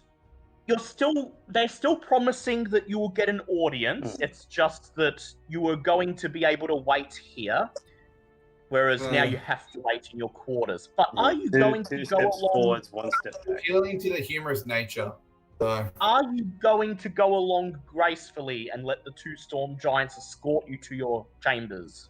Yep. We don't really have much choice. persuasion. What was that? I'll try one more round. Mm, To say, You want to roll? we need to tune our instruments and get ourselves ready, at least to set up prior to the event of them coming in. No, I don't think we're playing for them anymore. I think we shut Yeah, that I idea. think you blew that. Bugger. That one you blew. It's okay. The next The time. rest of the Solidated. giants watch you be escorted once again down the spiral staircase, with the two princesses exchanging a furtive glance as they watch you go. Two giants escort you down a hallway to the east of where you arrived, and they pull open one of the doors and gesture for you to enter, and you enter into a bedroom that is specifically furnished for small folk. Each of these rooms contains furnishing sized for medium and small creatures. In the room, there is 5 comfortable beds, a circular rug, a barrel of drinking water, an empty dresser, and an empty wardrobe. As they watch you enter the room, one of the storm giants grabs the door and begins to pull it shut behind you. And as he does, he cautions you to remain in your room until you are summoned. And then he pulls the door shut, leaving you alone in the bedroom. Question: are we looking to make allies with each? Yes. We're trying to make allies with the princess, so yes. All right, never mind.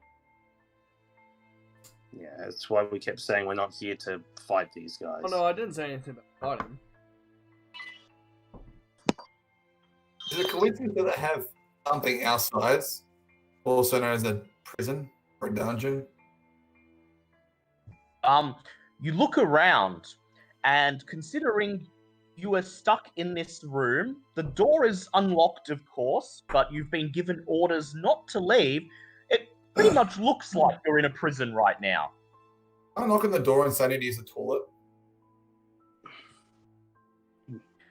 You knock on the door, and you hear the voice of one of the storm giants saying yes, and you say, "I need to attend to the chamber pot. Make a deception check, please." It's that lets us know. And what I'm going to try and do is try and bring someone with me. The reason why I Come along. out of there. 7 plus. Wow. Yeah, he says, you hear him sigh, and then he silently opens the door, and he Follow him escorts out. you. He escorts you out, and Reaver follows behind. He leads you to a small pool of water to the south of the glyph where you emerged, and then he stands there with his back turned to you, waiting. Does that pool of water go anywhere, or is it just... That's just it's. You examine the pool, and it just appears to be a small steam pool. You can occasionally see a geyser burst out of it about 30 centimeters up the top, which cleanses it. This apparently is a natural chamber pot.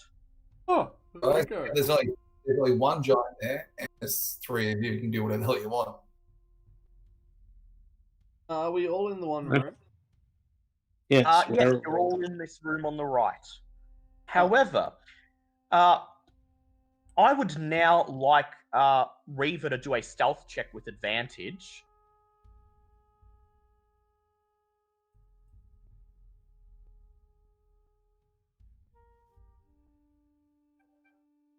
Plus 12, so 20.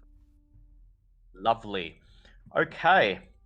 Reaver, while Dan Cooper attends to his quote-unquote business, you take a moment to just walk around the perimeter of the room and try to sense what's going on.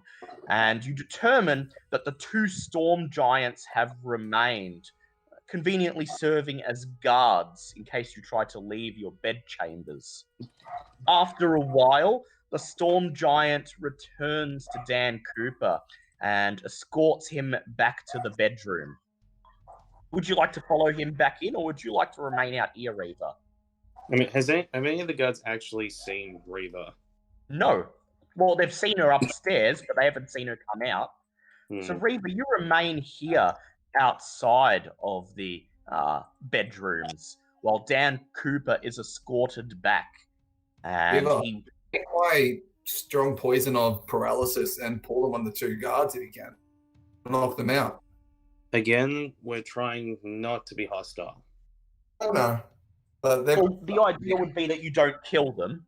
Yeah, Oh. but that's still... If we're in here for 5 minutes and then immediately try to break out by poisoning or paralyzing the guards, I'm sure that puts us in a worse light than we already are. Oh, we can bullshit away around it. Hey, Dale, You tried bullshitting. Yes, Liam? can I put my ear up against...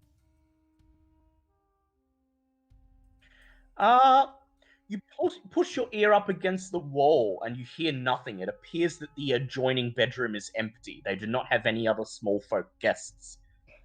Guessing that door. You could try to open it. I don't want to bring. Yeah. Besides, the doors, even though the rooms are furnished for small folk, the doors are still giant-sized, meaning they're about 50 feet tall, and you'd have to climb up them to access the doorknob.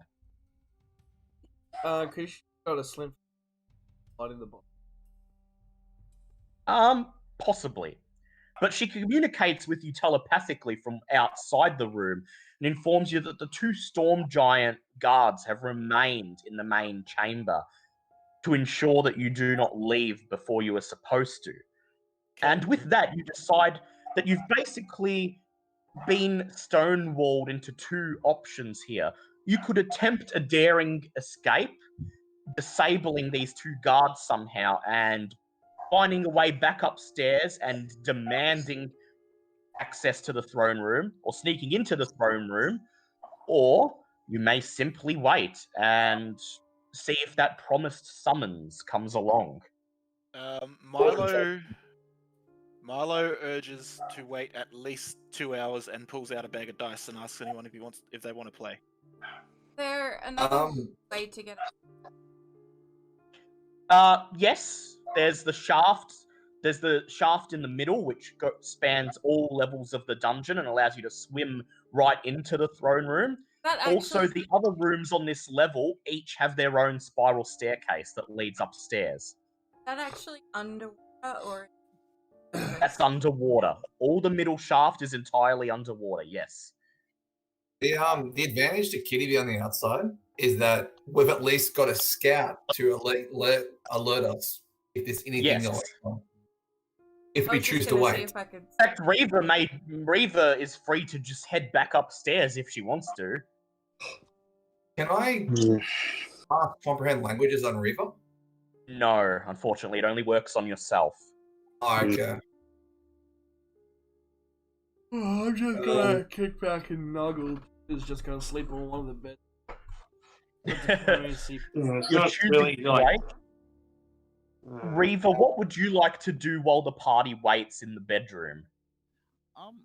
Would I be able to sneak out and join her trying to slide under the door jam? Yes, because you can cast invisibility on yourself. Yes, I can. And you are small enough that you could probably fit under the crack of the door. Up at night. So, yeah. So are you casting normal invisibility or greater invisibility? Just normal for the moment. So Bartleby, you cast invisibility on yourself with the intent of joining Reaver, and then you head towards the large door, and there's a gap underneath of about 1.5 feet. Make a dex check, please, to try and squeeze underneath. General. No, let's change it to 1. 16. Lovely. You get down on your hands and knees and you push yourself through the gap under the door. And then you walk up to Reaver and you tap her where you assume she is standing to alert her that you are there. I can just. Now both invisible, present in the room. You see the 2 storm giant guards standing at attention in the room. They're not talking. Not talking to each other. They seem to just be standing at attention. I've asked Reaver if she'd like to see what's happening upstairs, and I'll use my cantrip message to do this very quietly. I think you can talk. Oh, No, okay. she can only talk. You can only talk to them. They can't talk back to you telepathically. Okay. Yeah, so he needs to use his message. I'll just whisper to her quietly. I'm like, "Want to check out upstairs, see what's happening?" All right.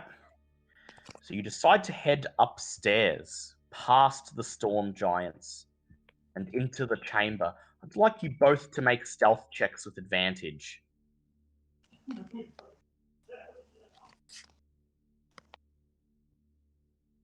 Ooh, 20. we're at 20 on that. Wait a second. See, 20. That'd be 12 for me. 12, that'll be enough. Hey, you got advantages. Oh, do I? Okay. Oh, yeah. Yeah, because you're invisible. I'll just or whatever the first one is. 15. Yep. All right. Head upstairs into the chamber, and you see all the giants in attendance like before.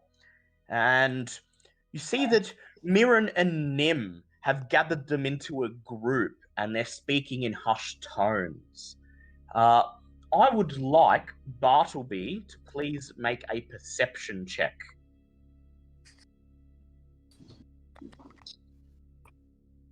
I mean, Oh, never mind. Yeah. They've gathered the giants together, and you see Mirren hunched over, and she's saying, "That's them, the Fellowship of Steel, the ones who've been killing the giant monarchs. Now, we've sent them back to their room, and I assume you're all with us. If you do plan to pledge yourselves to me, once our sister is out of the way and we sit on the worm skull throne, we will elevate you as our advisors. All we ask is that you render assistance in dealing with this threat." Alright, we've got options. Either go and warn the I mean, Yeah, you got 2 guys. I say one does one does the other. well, I mean, we could play the princess off against her, offer our assistance to the princess, and then we only really have to deal with half the amount of threats. That's another option. As she proposes as she leans in and begins to whisper her plan so quietly that you cannot hear, you notice the other 4 giants. The fire giant seems to jump to agreement almost immediately with a hostile, excited smile on his face. But the other 3 giants evidently take some coaxing as she speaks to them each for several minutes in turn before they finally agree to her plan. I'd be interested in hanging around for a moment. Maybe let the party know what's going on, but I want to see if I can get one of them alone. Can I make a suggestion? Go ahead. How many polymorphs do we have as a group between Dan- Danby and Dan? Well, Dan has. Let me check how many Dan's got. 3. Yeah, sorry. Dan's got 3 polymorphs. I've got 5.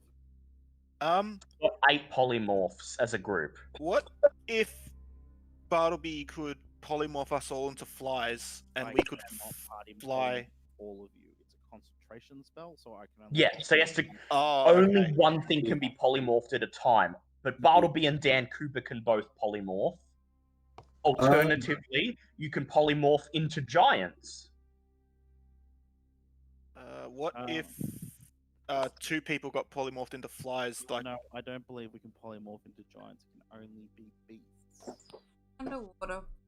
Ah, beast. no, but we stay in the air, like in the dry parts, and we fly underneath doors into the throne room. Yeah, but if they saw you, No. what's the fly doing down? Yeah. Yeah. Yeah, but we have stealth-ish. I mean, like I said, it was a suggestion.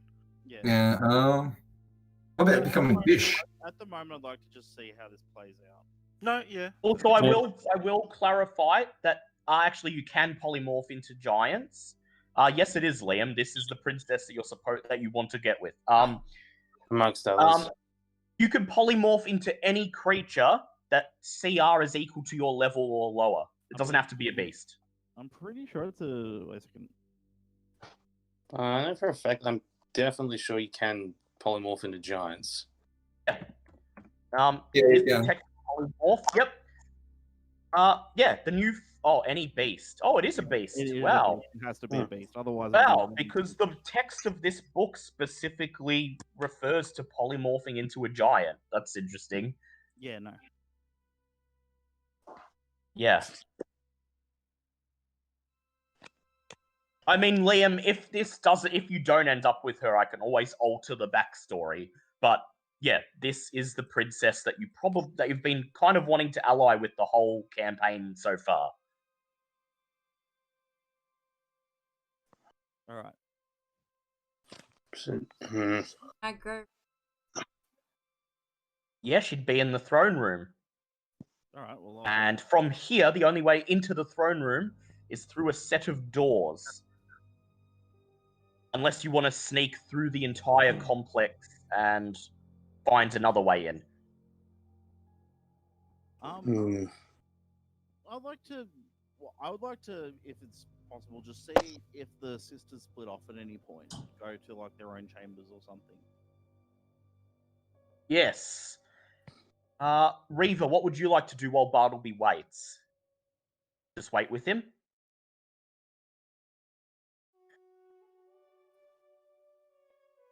Yep. You wait, and you don't have to wait long, because within 10 minutes or so, the 2 sisters split off. And I'm just going to get the token. Storm Giant.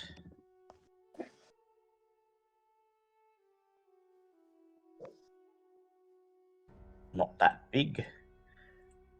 Down to 20%, please. Okay. So the sisters, after 10 minutes or so, split off, and Nim decides to head down. Let me check.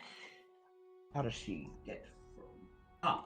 She decides to head through the leftmost passage. Actually, no, she doesn't.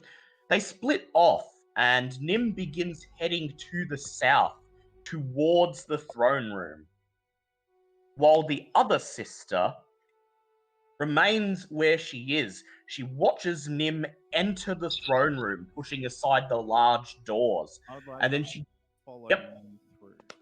would like to follow her through. Very well. Make a stealth check. I'll be right back. Yep. All right, stealth checks with advantage, Sorry, wait a please. second, I popped it out, so I'm just trying to work out the menu. Yeah, that's 19. Yep, that's good. As you follow her towards the throne room, you notice the other sister, Mirren, gesture for the other giants to follow her, and then she begins to lead them down the spiral staircase downstairs. Meanwhile, Bartleby and Reva, you make your way into the throne room. I need to bring up the throne room contents. Bear with me for a moment. I'm not answering that because I don't know what number that is. Oh, fuck off. It's fucking Mutchahead. No, I'm not speaking to him. My American friend. Oh, God, no. Hang up. Yeah. Okay. You enter the throne room. As you enter the doors, you see that there are two hill giants standing at attendance on the other side. They immediately let Nim through. Nim enters the throne room, actually, and this one is not supposed to be layout, merge down, and this sister is not supposed to be there at the moment. You enter the throne room.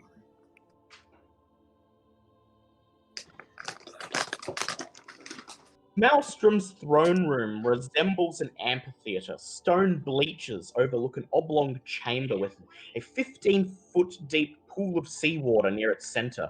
In the middle of the bleachers is an archway with two doors in it, a submerged passageway that leads from the bottom of the pool to the sinkhole, which is probably designed as an escape route. At the far end of the passageway is a lowered portcullis that bars access to the sinkhole. Facing the pool and the doors are three enormous thrones.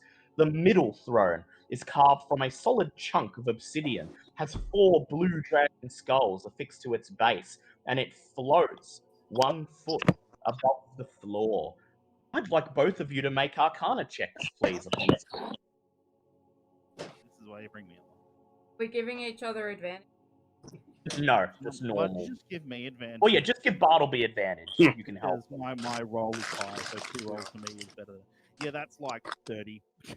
You recognize this object as you've read of it in many books, Bartleby. It is the legendary Worm Skull Throne, the throne upon which the Storm King sits.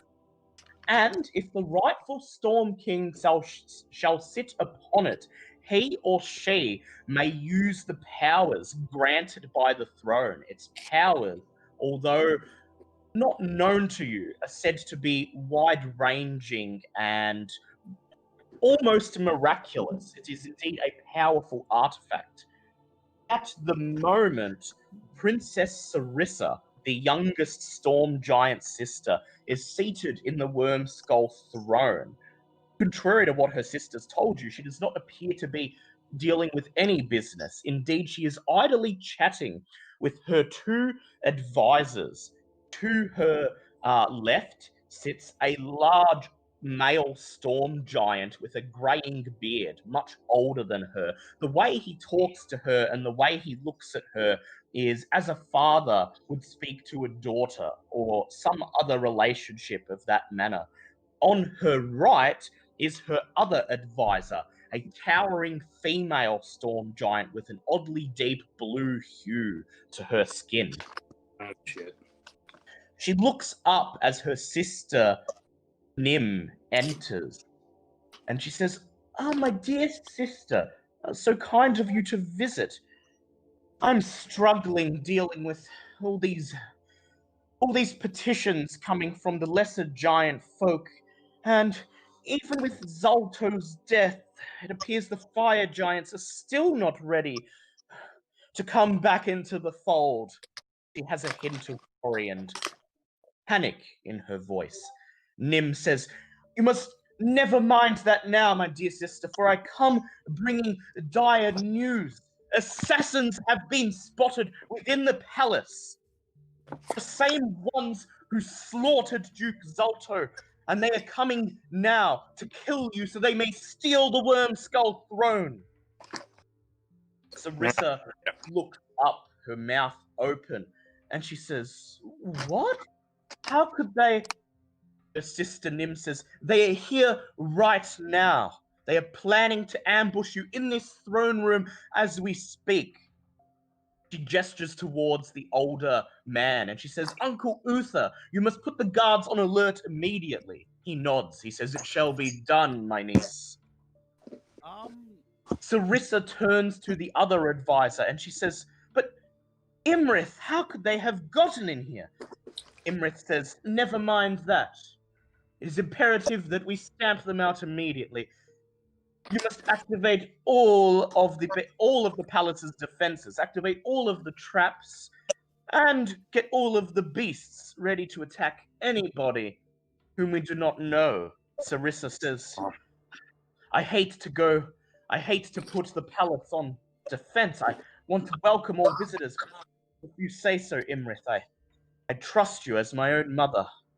Very well, I shall do it. She bows her head. Yes, Bartleby, what were you going to do? My persuasion isn't that good. Actually, before I make a decision, I just would like to look over my spell list one time, just so I see if I've got anything in particular that may.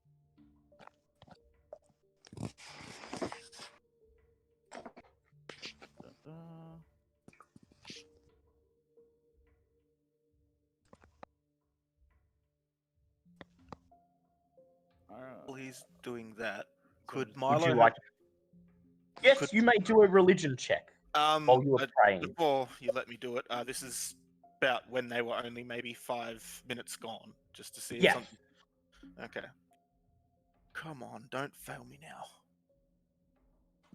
That is a 16. Are To we done? see if Yondala gives me any warning. Ah, of- I was gonna say, could I have done the same with Moradin, yes, you could have. In I? fact, would you like to do your own religion check? if that's okay. Go ahead.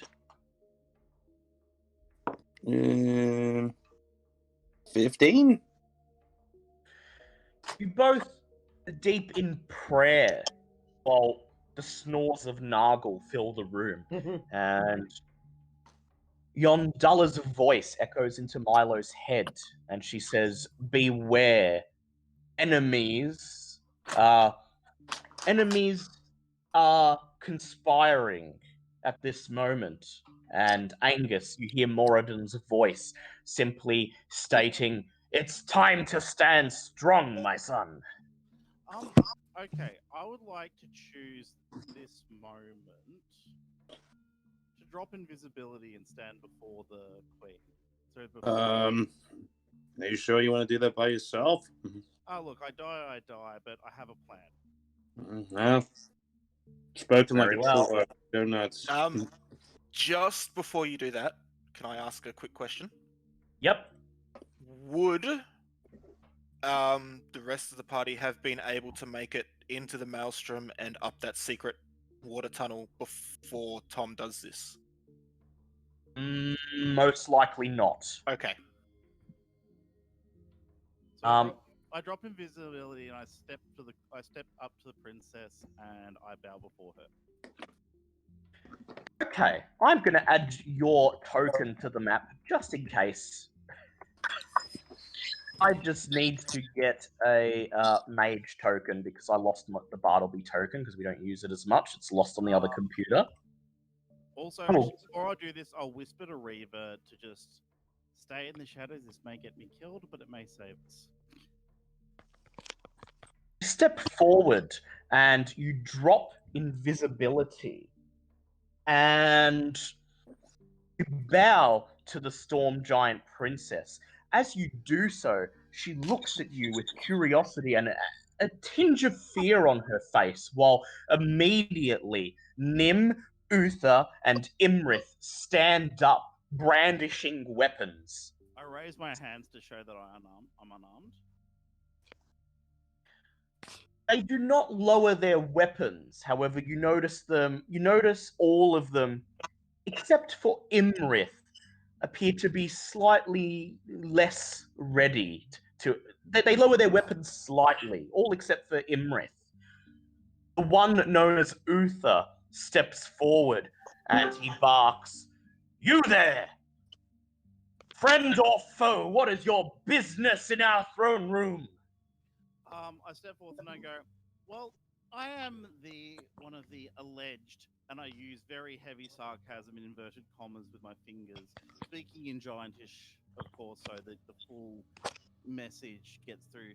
Assassins that your sister so delightfully referred to us, which I find a bit of a insult and a faux pas, considering she invited us into this house and gave us quarters in the lower area, and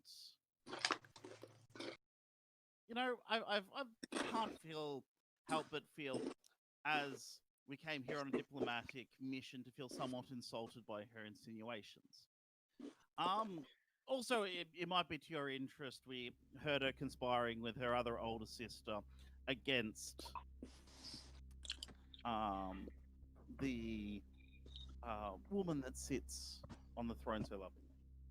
Sarissa's eyes widen as you explain this, and before she can say anything, Nim stands up and slams her arm on the wall, and she says, "Do not believe the lies of these small folk, sister. They are duplicitous, and they seek to take the Wormskull's throne for their own."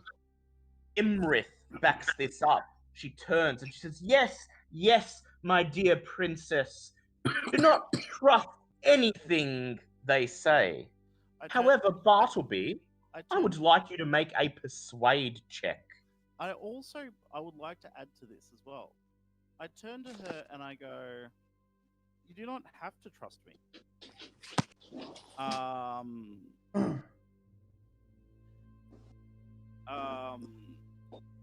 For I am a magician of sorts, and I can actually telepathically link you so you can see each other's thoughts. I mean, if you trust your sister wholly, there would be, and she was not plotting against you, she should have no objections to this." You see Nim fidget uncomfortably, and she immediately says, "No, sister, do not fall for his tricks. He will cast a spell on you and it will kill you." Sarissa looks uncertain. She looks at both of her advisors. I turn to the advisor, go, "Are any among you spellcasters of any note?" Imrith steps forward and she grins at you, baring her teeth, which look oddly dragon-like for a giant. And she says, "I am a spellcaster, and there is no such spell."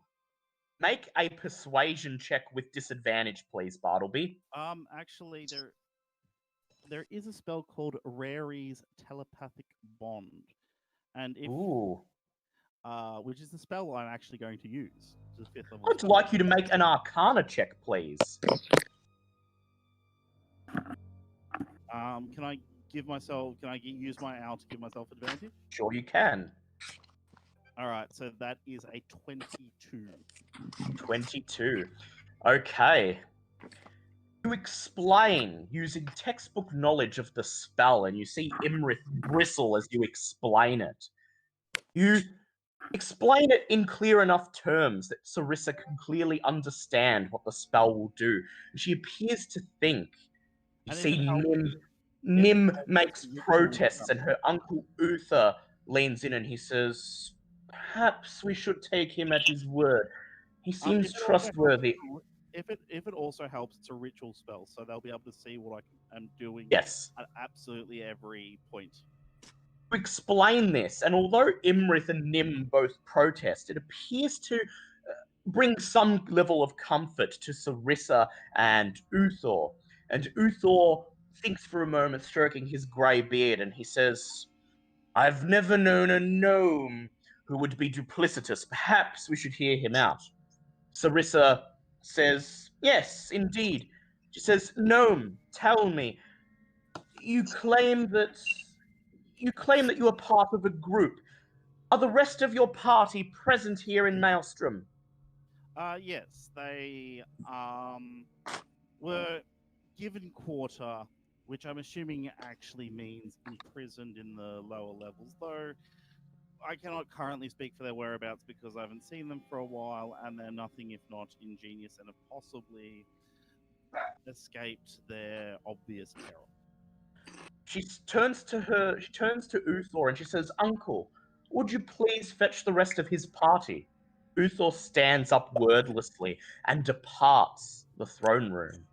Meanwhile, downstairs, Well, at the Legion of Doom.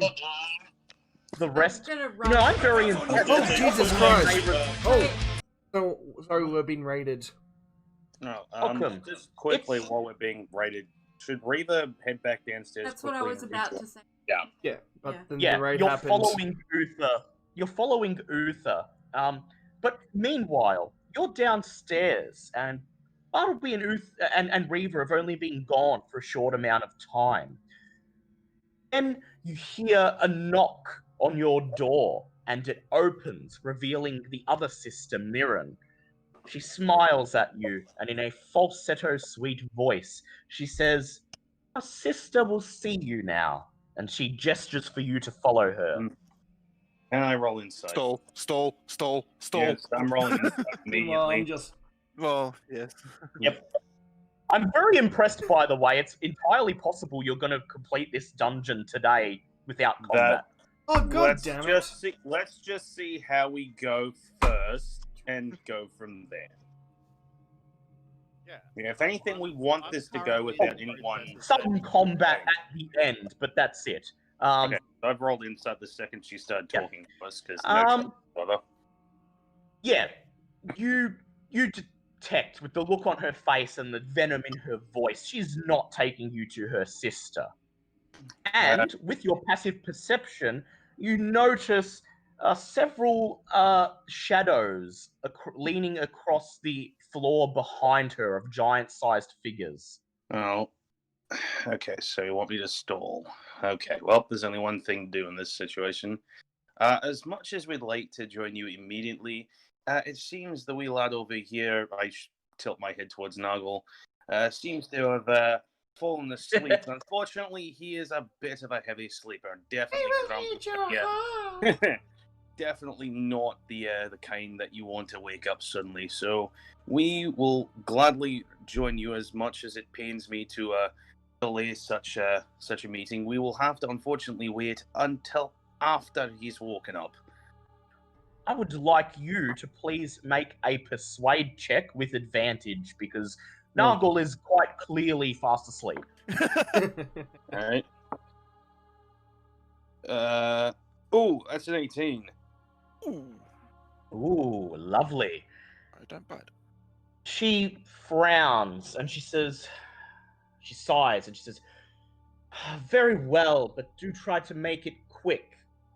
And you spend about 10 to 15 minutes making a show of waking Noggle until you hear more. For like 5 minutes, so just. Yep, sure. Until you hear more footsteps coming from the corridor outside. I'll tell. I'm assuming Noggle has Yeah. actually woken up, and I'm have to clean. Yep. You followed Uther down, and Uthor is walking towards their hallway. And as you approach Reva, you see the 4 giants from upstairs just grouped behind Mirren, all with their weapons drawn.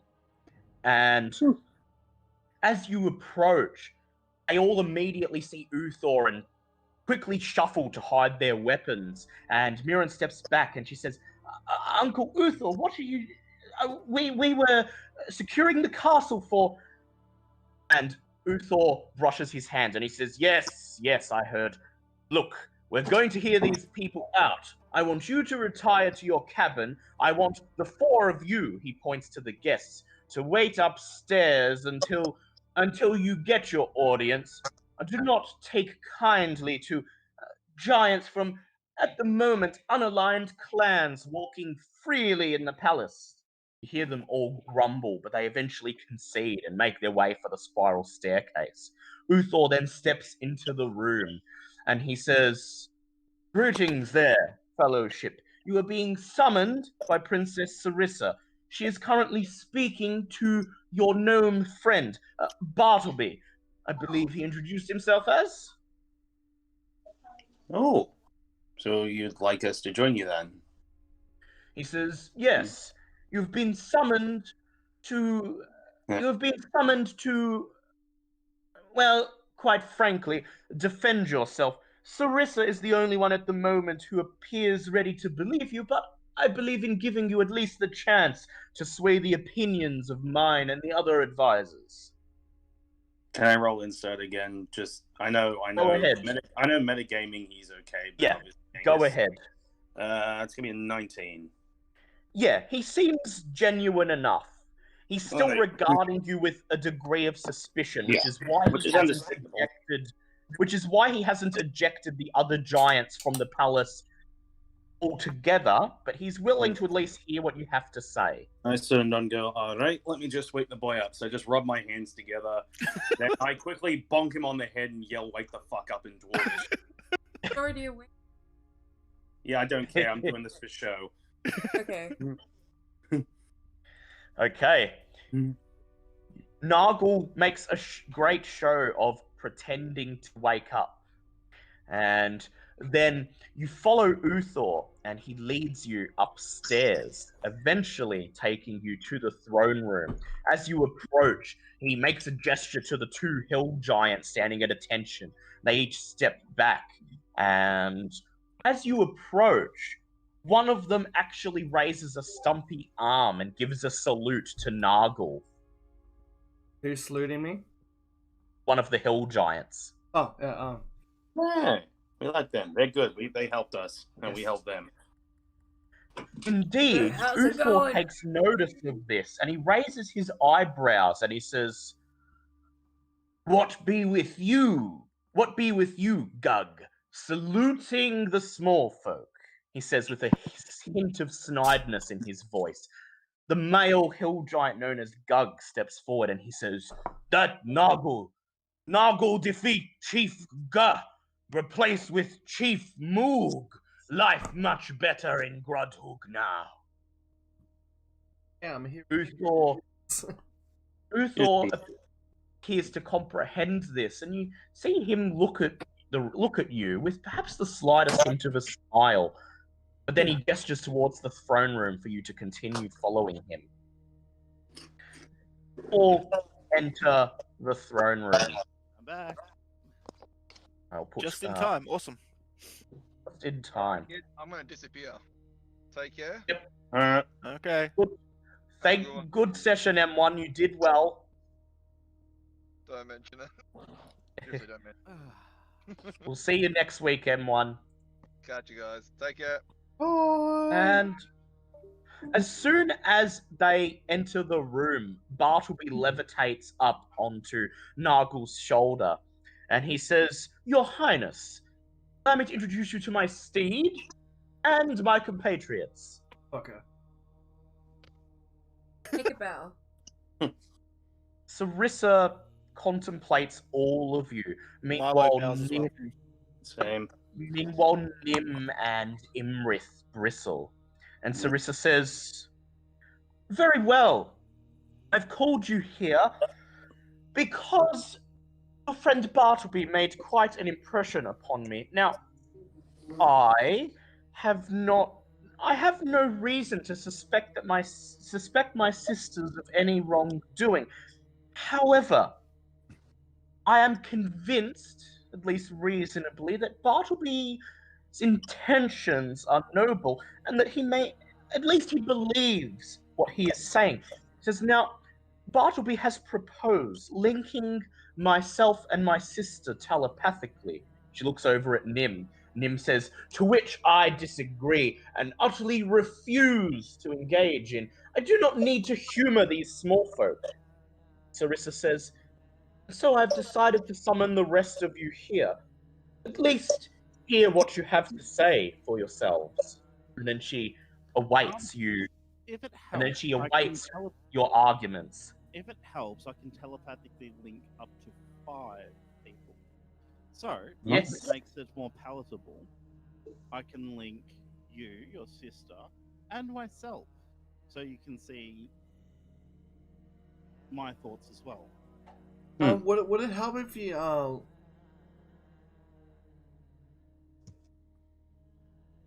going back to the time? Oh, yeah, because I was gonna done say, the I was gonna say, diplomacy with yeah. the Hill Giants. I would prefer... Yeah, not to mention Noggle was also a lot closer to Harshnag as well, so that might help too.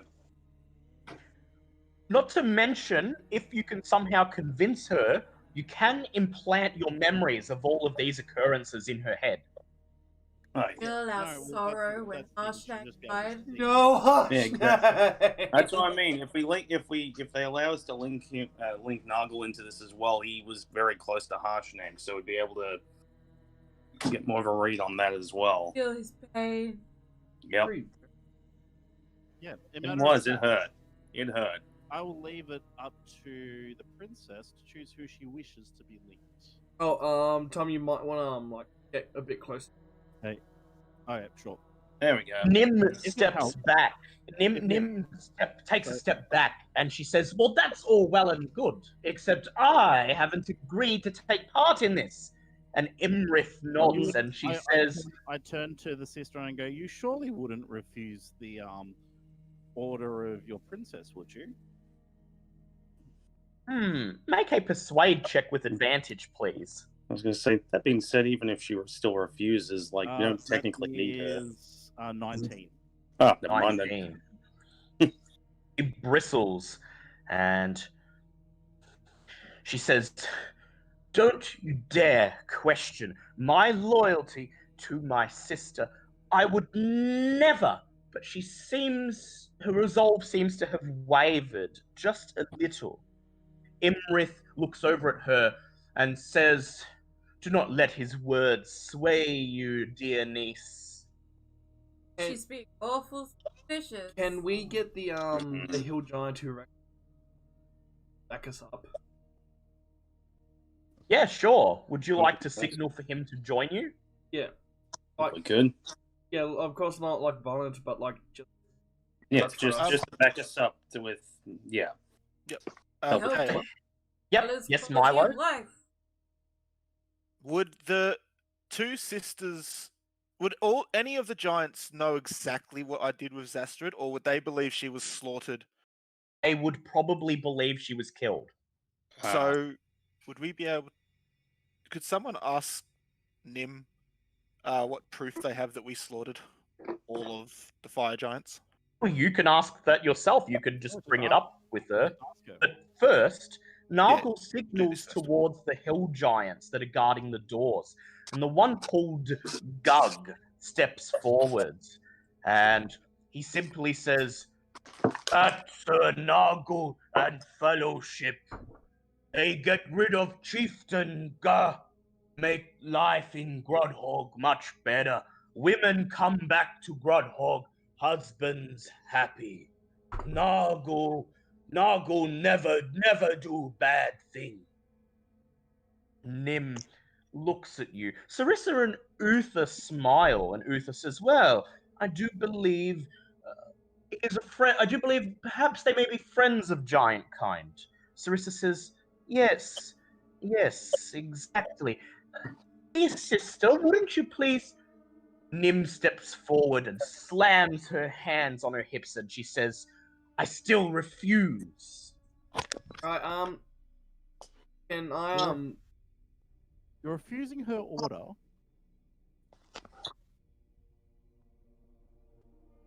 I was just gonna be. Yeah. Yeah. I'm choosing to play on the fact that I'm trying to drive a wedge between the. So Yeah. Orders Yeah. And while you say this, Nargle sort of steps forward up against the hill giant and does his best to look intimidating, to fit the ideal of a hero who slew a hill giant chieftain. Can I take the growth? Nah, I don't think that's gonna help in Yeah, this. This is that going may be- quite well as it is. Yeah, That I may was be gonna good.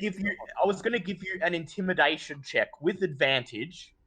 I was gonna give you an intimidation check with advantage because Bartleby is assisting you by driving a wedge between the two sisters. Yeah, my Just roll original with that. plan. My original plan was actually going to be intimidating. There you I go. was going to say she slams her hand, blah blah blah, and I step up and I'm still a beefy guy, so I still make. So I just stamp my foot into the ground. Stand here. Hmm. You stamp your foot on the ground and you roar and you say, don't you dare question our motives. And Bartleby from your shoulder chimes in and says, now you'd be defying a direct order from your sister. So go ahead and make your roll, please, with advantage. I also I mean after Bartleby saying only someone with something to hide would hide. Exactly. And then after all that's done, I'll say something, please. Sure.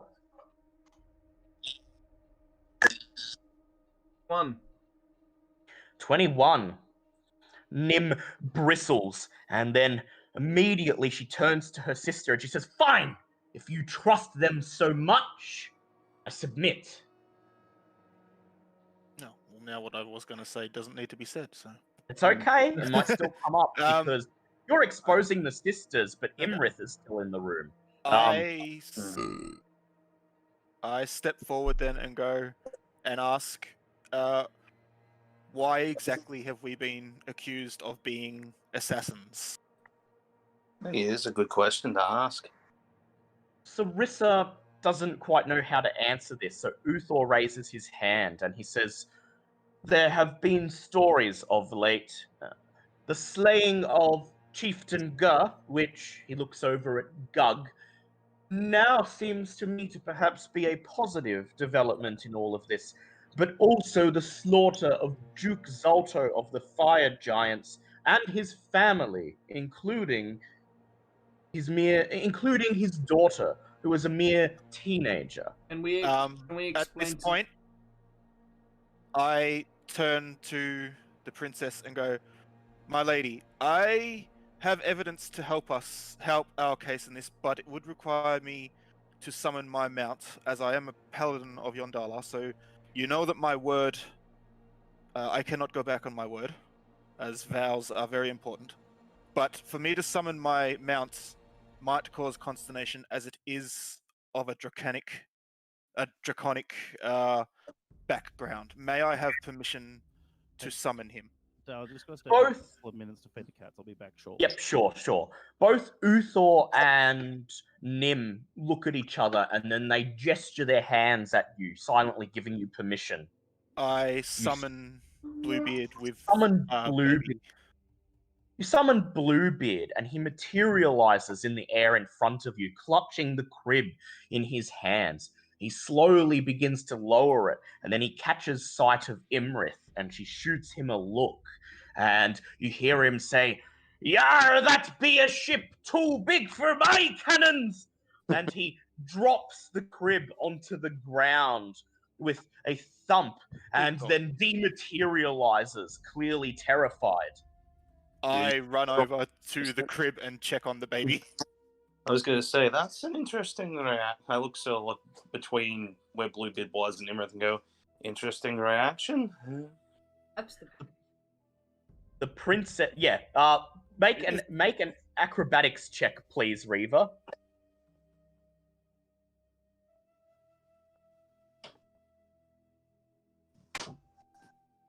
If she fails, I can just cast. 9 Yeah, plus. forget it. Yeah, she's good. She's good. Reva dashes forward, and as the crib turns upside down and deposits the baby, Reva slides along the floor and snatches the baby out of the air.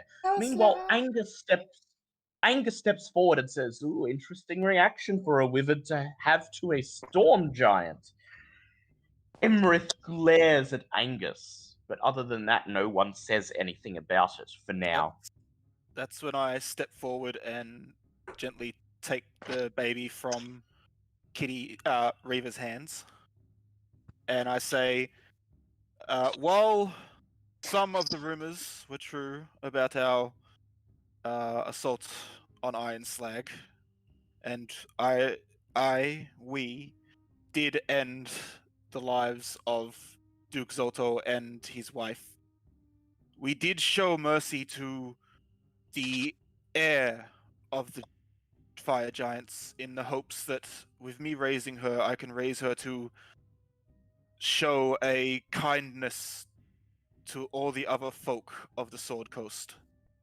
And as you can see here, and I turn the baby so that everyone can see exactly the color of her skin and hair, Duchess Zastrid still lives. I would like. Well, first, Sarissa looks at the baby wordlessly, and then Uthor frowns and he says, "Yet clearly she is under some sort of curse, reduced to an infant." The nature of the curse is to reverse their aging and wipe their memories so that they may be better raised in a more way that allows caring of the other folk. You could say a second chance at life. That one. Unaffected by the That- cruelty of Indeed. nature. Yeah. Second chance of life, which is I would like much more you. memory of preferable. what her dad.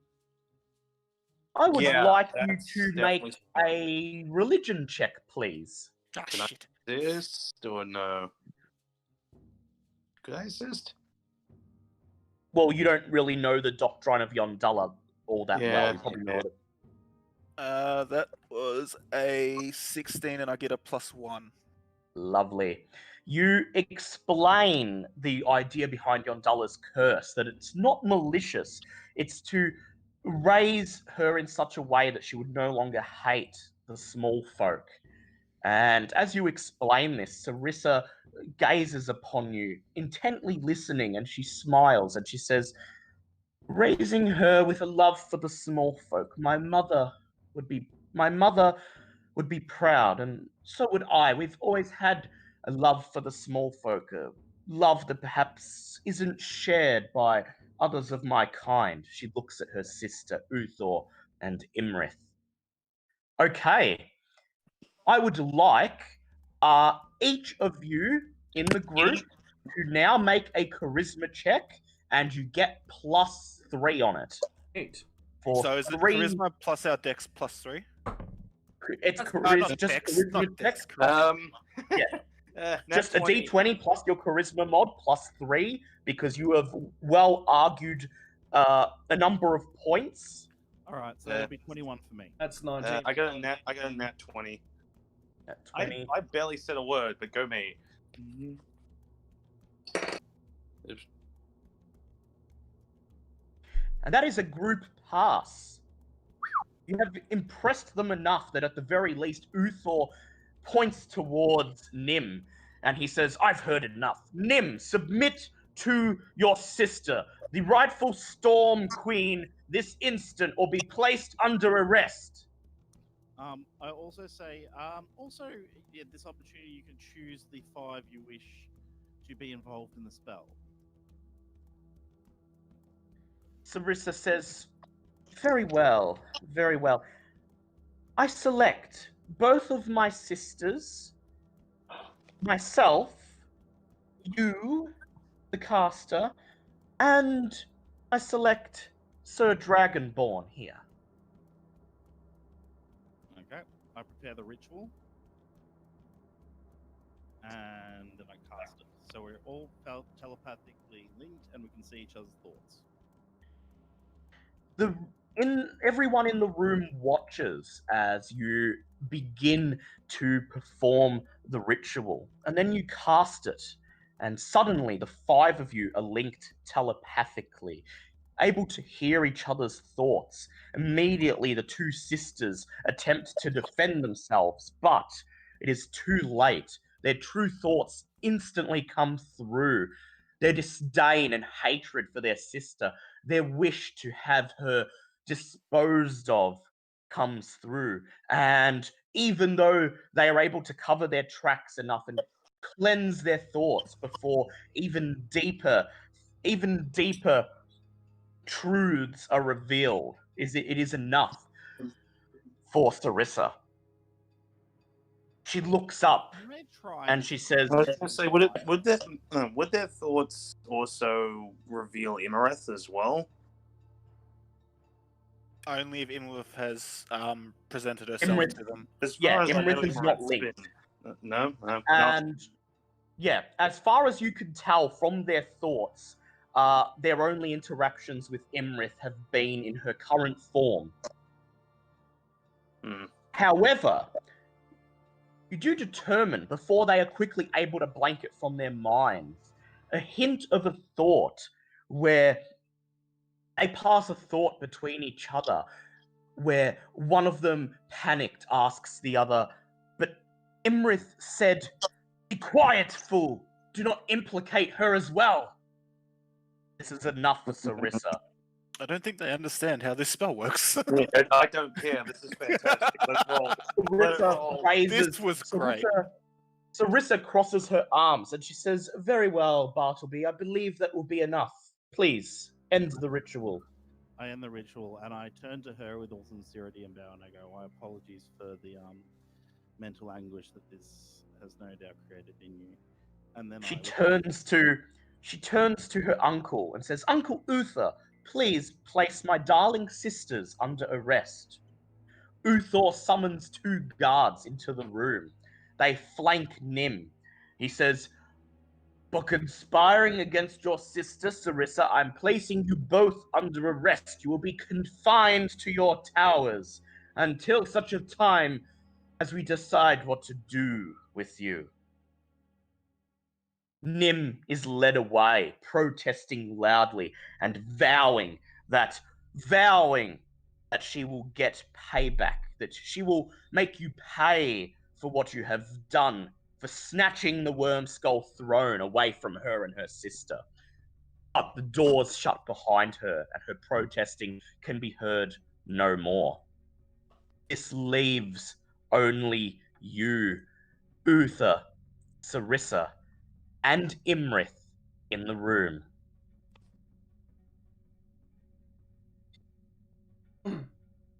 If we really want Sarissa to expose him, we'd get. How would Venom Fang expose her? Yeah, I don't think something again. I don't think- thought Venom Fang. He doesn't know her, no. Okay. He just knows that there was an evil, but his mother told him that there was someone pulling the strings behind this. But no, he doesn't That's know who I'm thinking. specifically about Imrith. However, you were there when Harshnag died. You can tell your tale. Sarissa purses her lips. And she turns to Imrith and she says, "It was strange, though, Lady Imrith, that your name would appear in my sister's thoughts." Imrith simply looks back and says, "Trying to implicate others in their scheme, no doubt. Do not fear, your highness. Myself and your uncle Uthor remain loyal to you. Now that we have heard what these small folk have to say, I say it is time to excuse them from our presence." I stand. I said I can do the spell again, if you'd like to interrogate her thoughts as well. Yet at the same time, you also realize that an ancient blue dragon would She's gonna probably block be that able to very easily block that spell. I stamp my foot around again and tell our story last time. Harshnag. Harshnag, sorry, I'm gonna Harshnag. say, yeah, maybe a testimony from the All Father might help us on this one. Yep, so you could do that in a sec. First, I would like Nargle to please make a charisma check. That is a 21.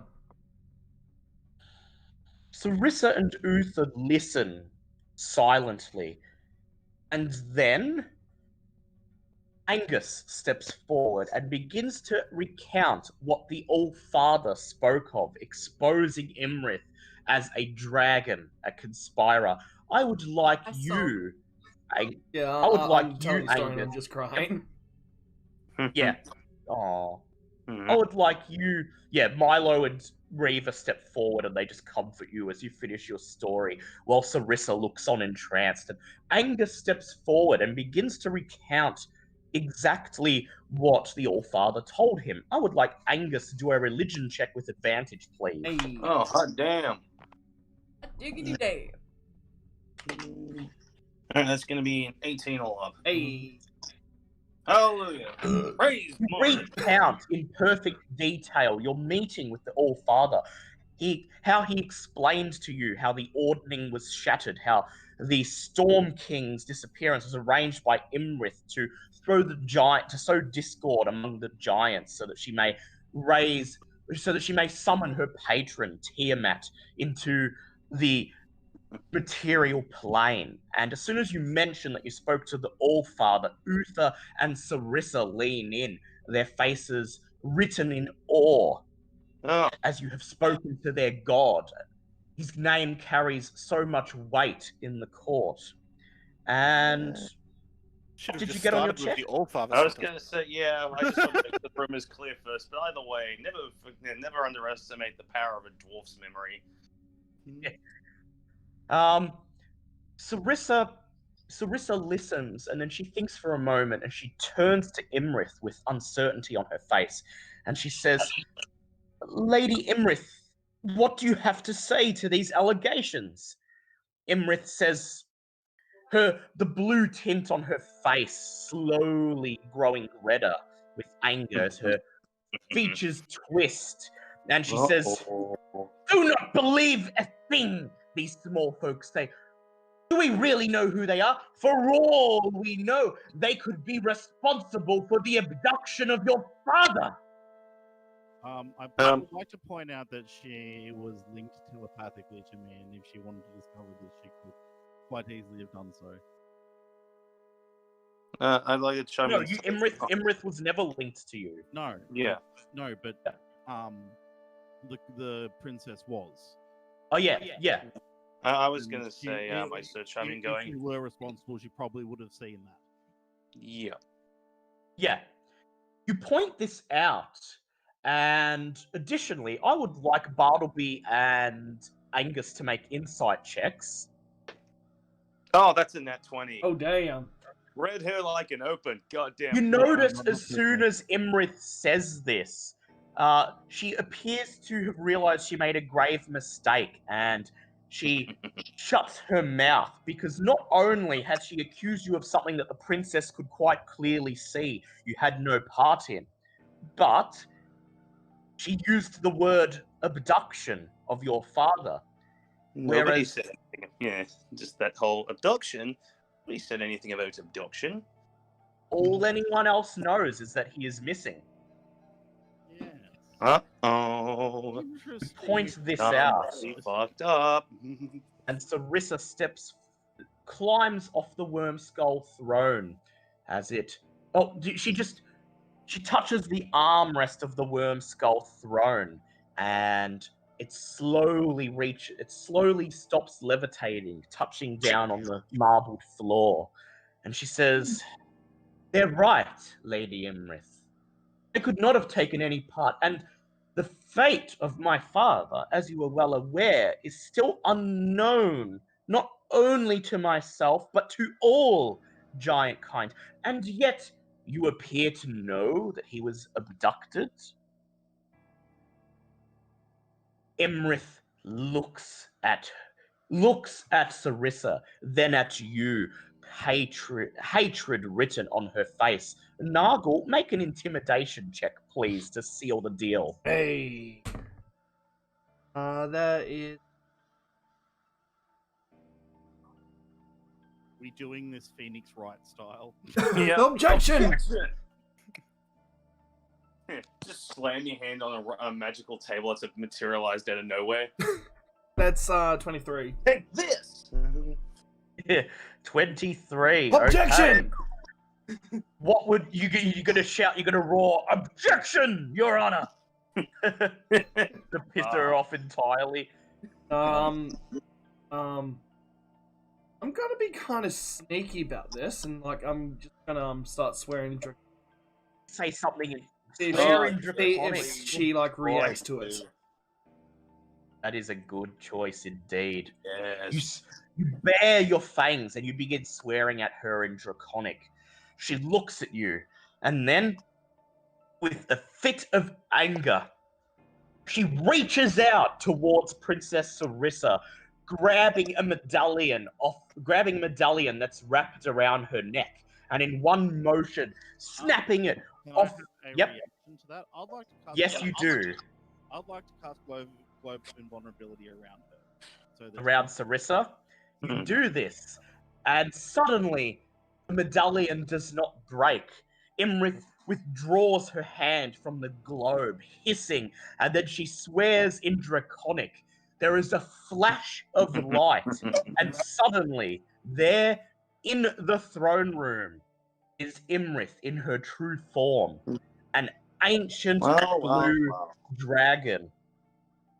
She barks something in Draconic, and then Can I? Like, What did she say? What's How's she she saying? say?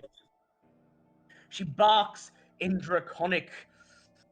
Fools! You've ruined my plans.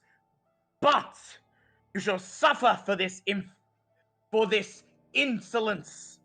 And then she roars, and as she roars, there is a huge crack as the doors of the chamber burst open, and in step 2 storm giant guards. Oh, did we upset someone? They look at Imrith and they salute her and they say, "For Tiamat!" as they raise their weapons. Okay. Roll for initiative, please. Alrighty. that is an 12. 11. 10. 12 for Nargle. Oh god, we're all 11 going for bad. Angus. 15. Well, to Envy be from fair, we weren't Milo. expecting them to walk straight in. How'd Reva go? 16. Reva 16. How did Bartleby go? 15. 15. Ooh. And Dan Cooper is at 14. Okay. Oh shit. Wow. I'm Okay, still we've got holding six, the baby. What have we got? 6. Yeah, pretty much. 10. Yeah, 10. I'm And- still Full house. holding Does that mean the we win? baby. And the enemies are at yeah, shit, 17. yeah, that's a problem. You still have the baby. Oh fuck. 2. Okay. I'm just gonna Give it to remove Bill Giant. something. Going to remove my something from my DM screen as you enter into the only combat of this session. But it's gonna be a big one, so I hope you're ready.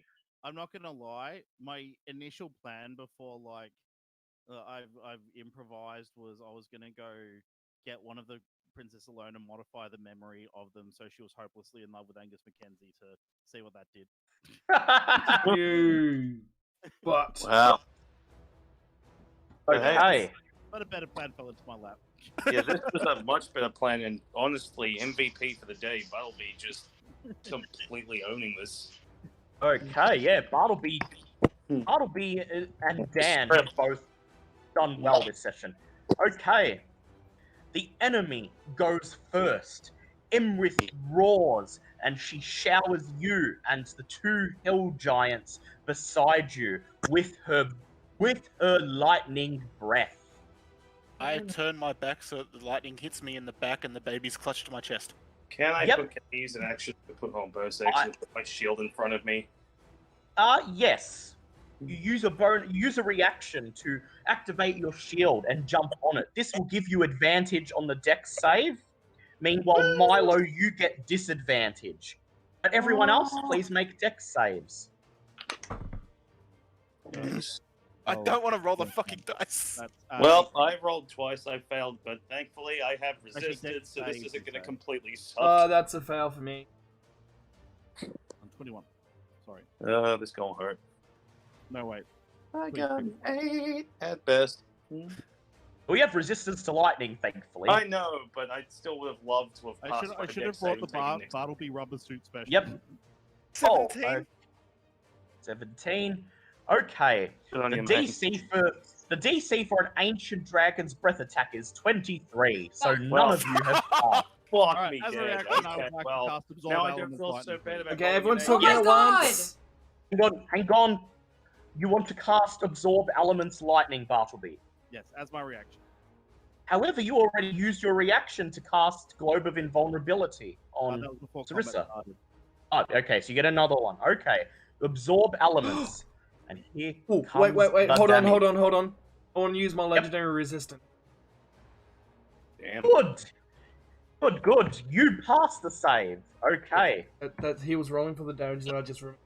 Oh god. that was Okay. Jesus! Well, I couldn't have done Okay. it after because he was damage. I had to do it before he Okay. done the damage. Angus and Bartleby and Nargle. Actually, Bartleby takes nothing. Nargle and Angus, you take 48. Dan Cooper, Reaver, and Milo. Actually, Reaver, you can use your uncanny dodge as a reaction if you like to halve it. No check needed. Wait, what's up? To Oh, halve yeah. the damage. You're about to take 96 points of damage. What's up? 48. 48. 48. I'll just my amulet. To shield it. You shield the damage, and you are fine. However, Dan Cooper and Milo both go down. Make death saves. Oof. Well, That's a fuck it. successful death save for Dan. I failed. One I failure. got a 2. And then Imrith roars again. And in an instant, she polymorphs back into the form of a storm giant and dives into the pool, swimming away. oh, thanks for playing, Run! bitch. You! Right, I'm gonna run to, not Milo. Reaver, your turn. Okay, I'm gonna run to Milo. Yep, okay. You may roll. There's a second level Cure Wounds. It's going to be 2d8 plus your Charisma modifier.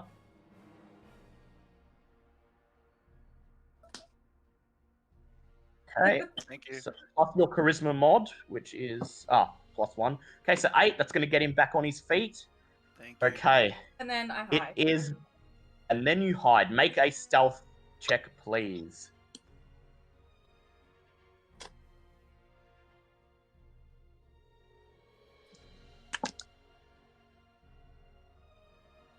Yep, you were hidden. Okay, Bartleby, your turn. Alright, how far away are the enemy dudes? Are they all... So they're all good? Which ones... They're all within 30 feet. Okay, cool. So it's those... Is it just Ulthar? So is Ulthar a bad guy as well? Ulthar is with you. That's why I marked him, so you can Okay, tell who cool. he is. So It's those- the two so storm the two giants on hu- either side. So the two storm giants are the ones that are evil, the two... Yeah, humans- those are the evil ones. Right. Alright. I think my plan is that, get on the floor, everybody do the dinosaur. Ooh, lovely.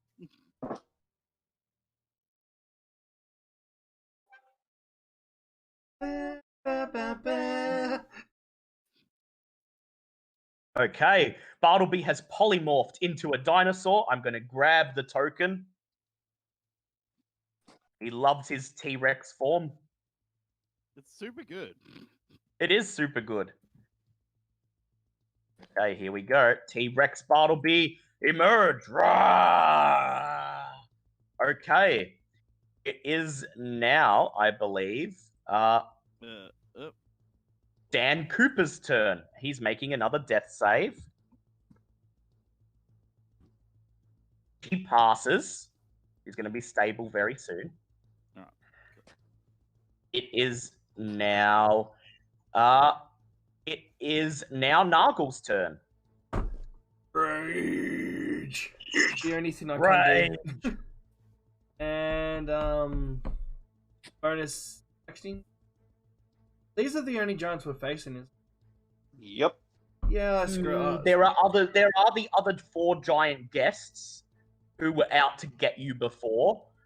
Yeah, They but I may feel like the fire giant might be the only one that would still keep Yeah. up with that. Yeah, yeah. you know what? Yeah, as bonus action, I'll declare the giant Yep. and go to town. Okay. You head to the storm giant nearest you and engage him. Roll to hit. That's a 14. 14. Sorry, no, Let me 15. see. 15. Will that hit a storm giant? Unfortunately, you cannot pierce his armor. Did you get another attack? Roll to hit, please. That's a miss. Crap. Right, Bad dice. that's your you turn. are going to That's dice okay. jail. They're going into the dice jail. Angus, your turn. Oh, right. Time to shine it. I fucked up. The most effective What way was is that? if your dice continue to fail you, microwave one in front of the others. Wait, what? Microwave the Didn't actually- dice. Oh, okay, fun. I'm gonna go cast Mass Cure Wounds just because everyone kind of took a massive hit on that last shot. Yep. 3d8. All right, that's gonna be 24 health for everybody. 24 health. That's enough to get Dan Cooper back on his feet at the very least. And Milo won't say no. Yeah, I definitely won't say no to that. Yeah, just I'm for at every. half health now. There you go. All right. Gonna cast Shield of Faith.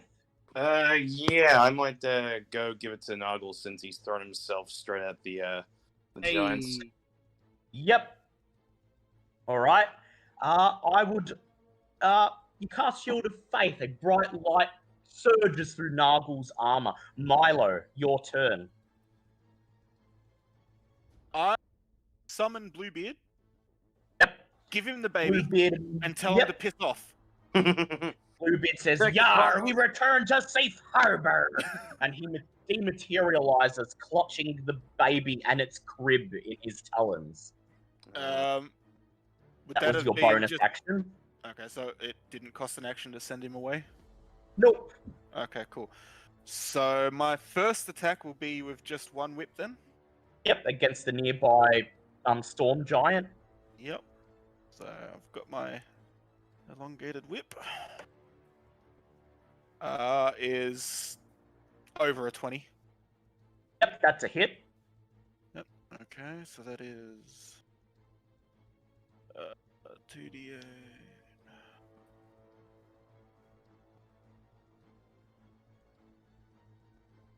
Are these giants resistant to poison?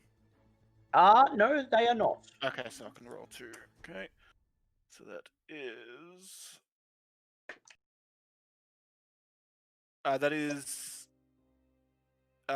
11 damage. 11 damage. Good hit. Yep. All right, now you can make your extra attack, this time with 2 whips.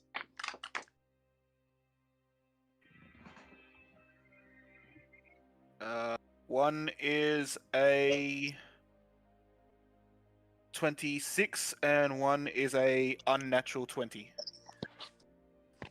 Okay, they both hit. Roll for damage.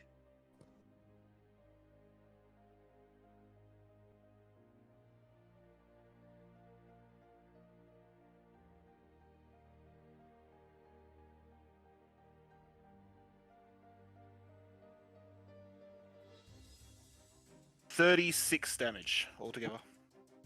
Deftly dance along the floor, dodging the storm giant's blows and lashing out at him with his whip, dealing some damage. Okay. It's the enemy/ally's turn again. Princess Sarissa slams both her hands on the armrests of the worm skull throne, and it once again begins to hover, rising 10 feet above the ground. Then she turns to the hill giants that you and Nargle have engaged, and she slams her right hand down on the worm skull throne, and it unleashes a 6th level magic missile at him. Oh, damn. Meanwhile, Bartleby's probably just like gleaming eyes looking at this throne. So that's going to be. That's one hell of a throne. three. Fantasy to hunt out. Trying to work out like the legal precedent he needs to set the big crown for Storm King. It's going to be 9d4 plus 9 damage, and she deals 28 points of damage with that magic missile. Meanwhile, Uther grabs his weapon and he rushes towards the other storm giant, letting out a loud battle cry as he swings his weapon. Storm giant. And he hits, and that's going to be... He hits with his great sword, dealing 26 damage to the other storm giant. The hill giants look at the ensuing chaos, and they both turn around and leave the room, with Gug shouting, "We doorman, not fighter!" Don't get paid enough for this shit. Ah, shit. And as soon as they push the doors open from the great hall on the other side, the fire giant bursts through. He looks at you all, and then he grabs one of the stone pillars, breaks it off, and hurls it towards Milo and Angus. Oh, and Milo goes down again. I can just see it happening. Yeah, lucky for It's you. okay. Lucky for you, I didn't pack nearly as many control water spells as I was originally planning on. In fact, I never stored any in my actual ring. I was. And he does. He nat 20s on both God, of you. Oh. Shit. Instant This is- crits. Yeah. But you both resist crits, so it's okay. Oh, thank Alright. God. Actually, You don't? never put He the doesn't. chart on it. I didn't Yeah. put the chart on. Chart. Oh dear. Hey, Oh, did I? Angus, you take 25. Yeah, you put the chitin on. Oh no, I did. Sorry. Yes, I So you forgot. both 'cause we did it take before the session. 25. You both take 25 points of damage. Well, that's all the health I just And picked would up. they still have to make the actors?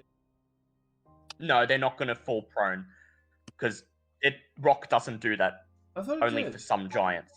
No, it's only for some giants that it does it, Yeah. not for fire giants because they're tiny in comparison to other giants. Ah. Okay, the storm giant who is fighting Milo, Nargle, and Bartleby swings his greatsword one time at Nargle.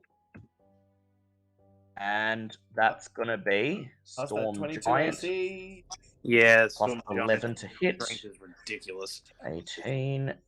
18 to 19. You deflect his blow. He growls in anger at you and swings again. Oh, And this time he hits. motherfucker. Damn it. Take 25 points of damage from his great sword. But I'm raging, so that should be halved. Ah, yes, so you halve. So you take 13 points of damage instead. Okay. The other storm giant swings his sword at Uther.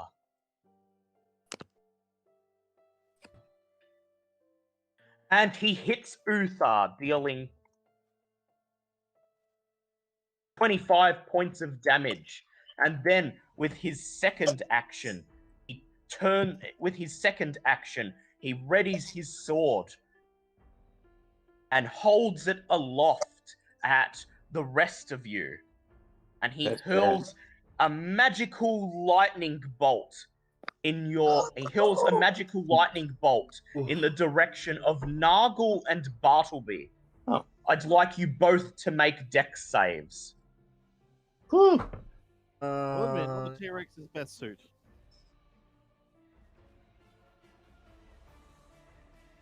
Oh yeah, 16.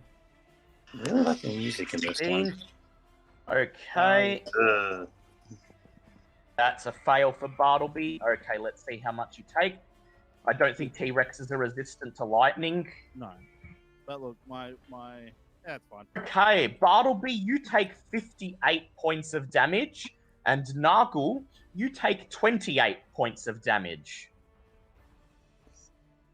Okay, it's Reaver's turn. I want. Were you trying to halve that down? Oh, it was just- I want to run up the stairs. All right. Dale, 20. These stairs are giant sized. You will need an acrobatics check to get on top of them.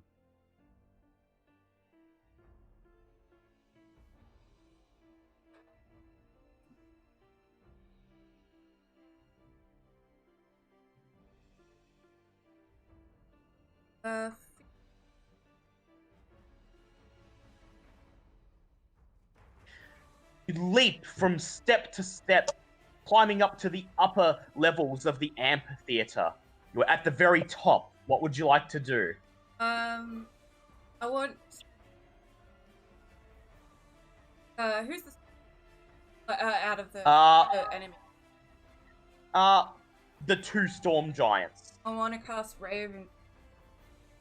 On the storm giant, the one that's fighting Nargle and Bartleby, or the one that's fighting Guthar? The one that's fighting no. Okay, I'm gonna bring up Ray of Enfeeblement. Okay, I would like you to make a ranged spell attack against him. So you just roll a d20 and you add your range and you add your spell attack modifier.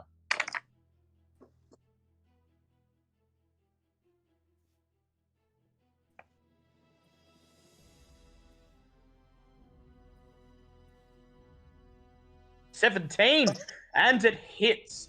You've sent out a small ray of energy out of your hand, and it hits the giant. Immediately, he drops his sword to the ground and struggles to lift it as if it's become extremely heavy. Okay, Bartleby, your turn. All right. I'm gonna take a chunk out of one to drop his sword. Yep. Go ahead, make your roll. Yeah, wait a second.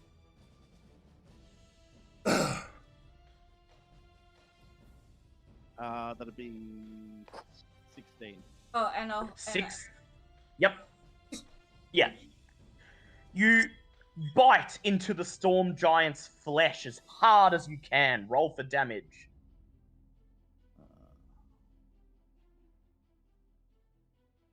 Yep.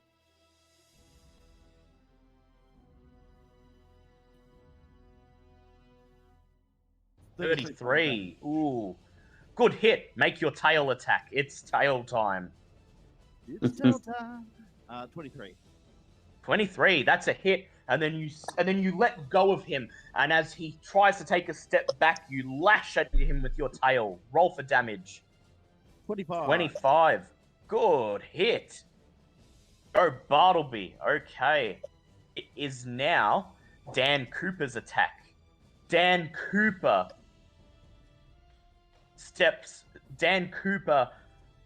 decides to polymorph.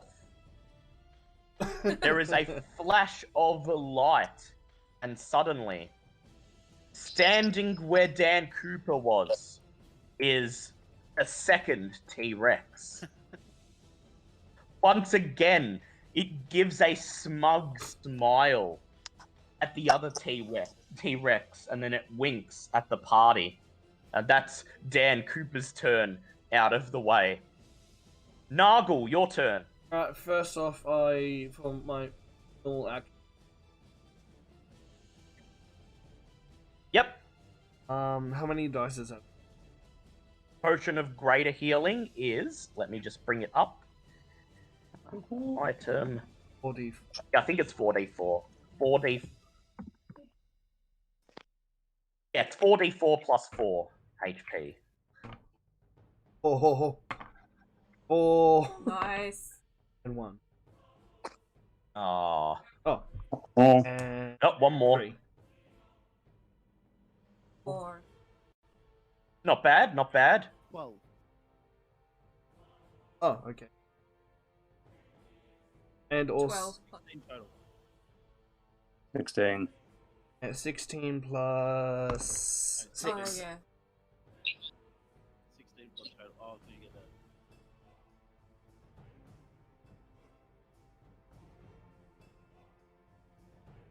I am at health. Alright, cool. Cool. Alright. And for my remainder of my turns, I will rage on the Attack! giant again. Yep, okay, roll to hit. Oh, 1 off a crit. That's 19 plus the 19. other ones. That's a hit. Roll for damage. Okay, so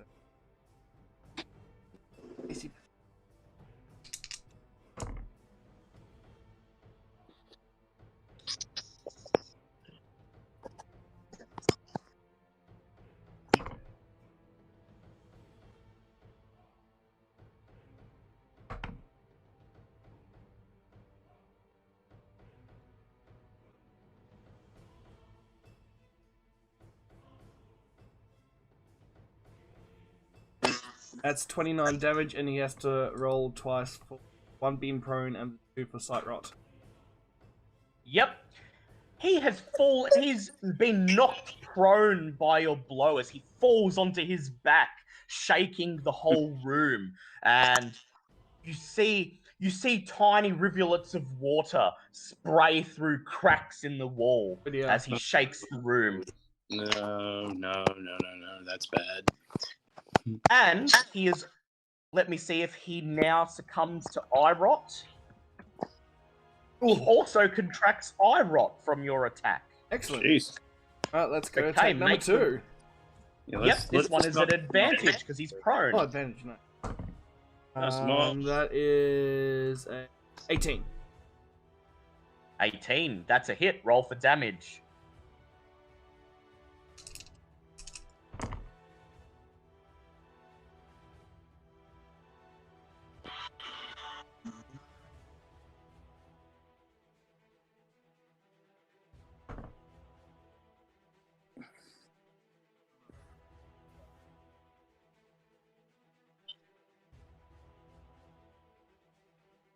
That is 39. 39. Ooh, not bad at all.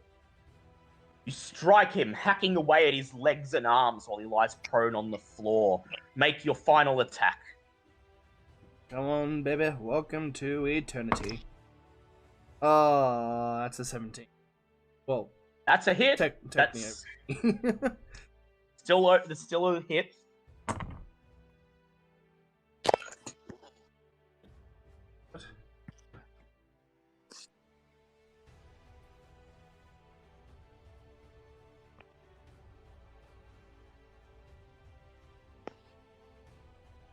$33 damage.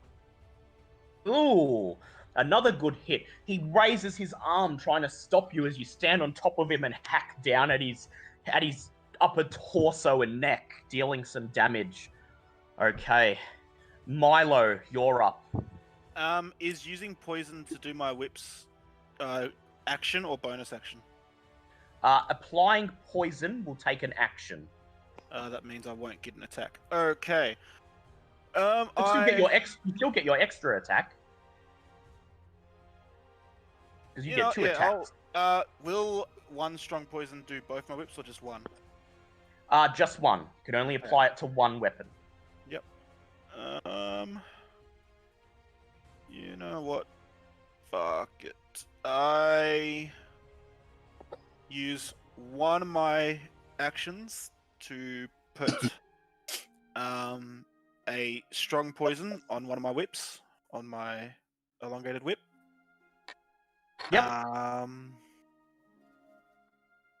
Then I use my bonus action to cast Hunter's Mark, which gives me an extra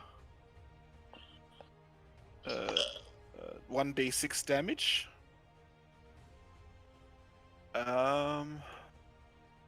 And yeah.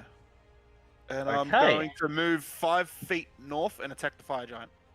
Ooh, yes. because he's a fire giant. Yep, and Milo goes for fire giants. Go ahead. That is 28. That's a hit. Roll for damage. Somebody's in a bad mood. Okay. So that is 2d8, a d6, and then I'll roll for poison. I'm just hearing a lot of dice. Yeah. 2, 4, 10, 14, 15. So that's 15 plus 8d6. 15 plus 29. 15. Ooh, good hit. Good hit. Oh. 15 plus 20. And that's my Yeah. turn. That's your turn. The 24. fire giant looks at you, his expression full of rage as he raises his sword and he says, "Come on, you murderer!" Oh, yeah, he's probably still peeved about the whole Zolto bit. Angus, your turn. So many options. I might go and, actually, first I'm going to activate my shield, because I haven't actually done that yet, so that might be helpful. Yep. No, you did activate it as a bonus action back in the first round. Oh, yeah. Well, in that case, that's already done. Well, in that case, screw it. I'm just going to lob my hammer. I'm going to give, what's the uncle's name again? Uther. You give Uther a hand. Hurl your hammer at that storm giant. Go ahead. Yeah, that's 23 to hit. That's a hit. Roll the damage. Alright, back to the 5d8s again. I missed my 3 hammer. And in case you want to know, you have hurled it a distance of 10 feet. Oh, okay. So is that okay, or? Yeah, I think, yeah. That's, yep. Oh, well, this is fun. I got a full house. I've literally rolled 4, 5, 6, 7, and 8. Yeah. Oh, that's 20. 32 points of damage. Good hit, good hit. Okay, it's the enemy's turn. Sarissa turns her worm skull throne to the right, and she slams it, unleashing another magic missile against the storm giant that's fighting her uncle.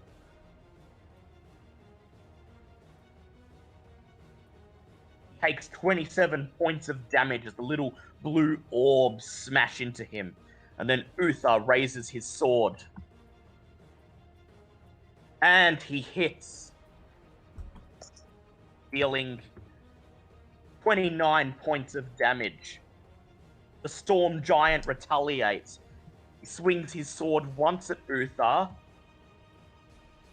missing him as Uther parries it with his great sword of his own. He then quickly recovers from the blow and swings with his second attack at Angus. And Angus, he hits you. You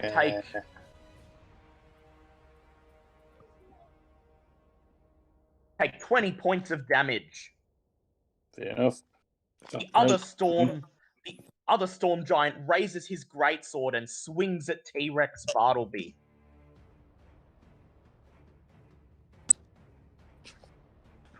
Why you taking? And he hits. Bartleby, you take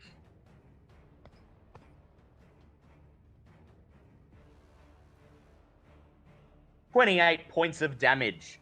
Still good. Sorry. With his second action, he pulls in his sword and with his second action climbs to his feet. Oh, so he's No not longer anymore. prone. God damn it. Yep. It's okay, you might knock him prone again. I had something. The fire giant takes a step forward, engaging Milo, and he raises his sword and swings. Oh wait, Dale, did he the frost giant attack with light rot? Yeah, he did. Okay. Well, he got negative. He got -1 on his roll because that's what sight rot does. Oh, okay. This early. Okay, And did he do half damage? No, fuck. Oh yeah, because of Oh Reaper's yeah, thing. he did do half damage. Okay, so Bartleby, you don't actually take that. You take half damage. So That's 14 damage that you take. And he hits you with his maul, Milo, the fire giant. He deals. I was going to say I'm going down now anyway. Oh, yeah, if it's 66, yeah, I'm dead. Well, not dead, but I'm unconscious. You're not having fun. Unconscious again. No, I was on 7 health. For some reason, the dice bot's taking a long time to roll these dice. Hmm. I think we've overtaxed it this session. I'm just going to say that I'm unconscious anyway. There we go. Oh, come on. Alright, I'm getting the Wizards of the Coast dice roller, and I'm just doing that here. So, it's 6d6 plus 7. So, 66 plus 7. I'll tell you how much you get.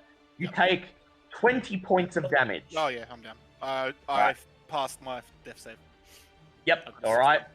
And then with his second attack, he swings at T-Rex Flupius. And he hits, dealing 32 points of damage to Flupius. Okay, it's Reaver's turn.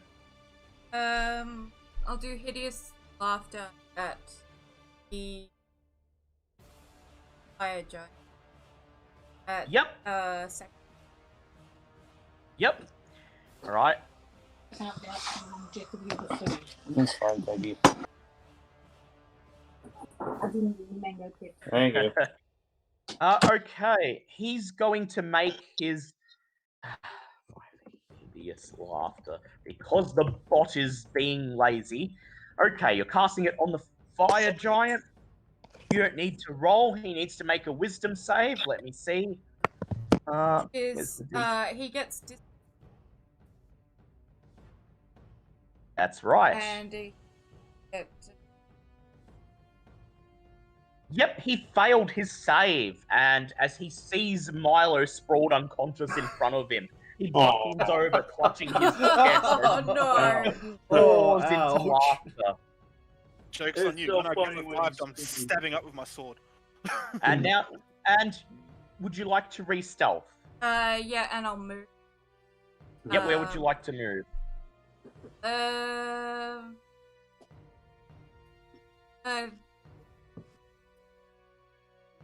The other side. We go. You sprint across the top of the amphitheater. Okay, Bartleby, your turn. Again, I'll wail on the one that I've been munching Yep, on. go ahead. Yep. Fuck. Oh, the bot's working again. Oh. Oops, no, that's wait a second.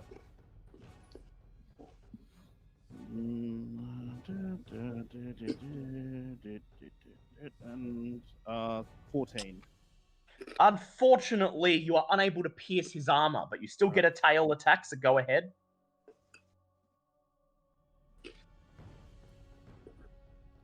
18. 18, that's a hit. Roll for damage.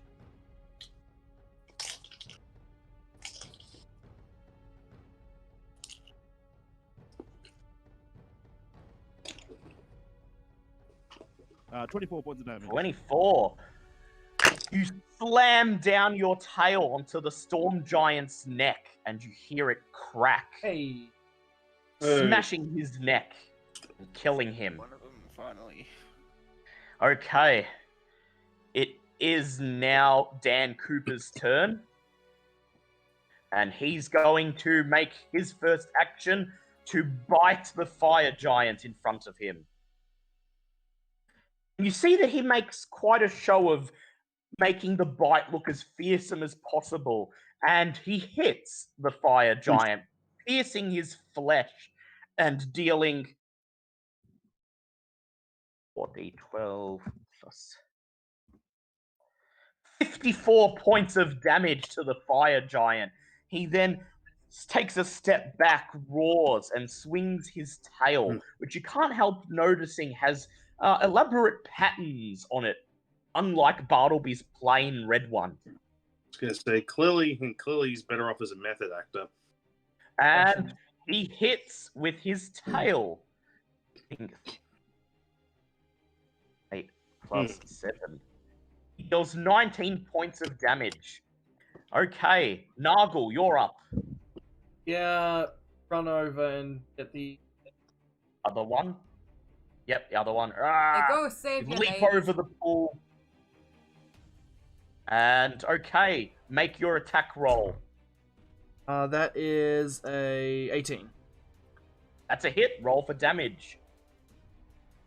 Also, quick question: Does the queen be getting her turns? Yeah, she's been Yeah. firing Yeah. missiles out On of her the throne. enemy's turns. Yep. Right. That is- Math.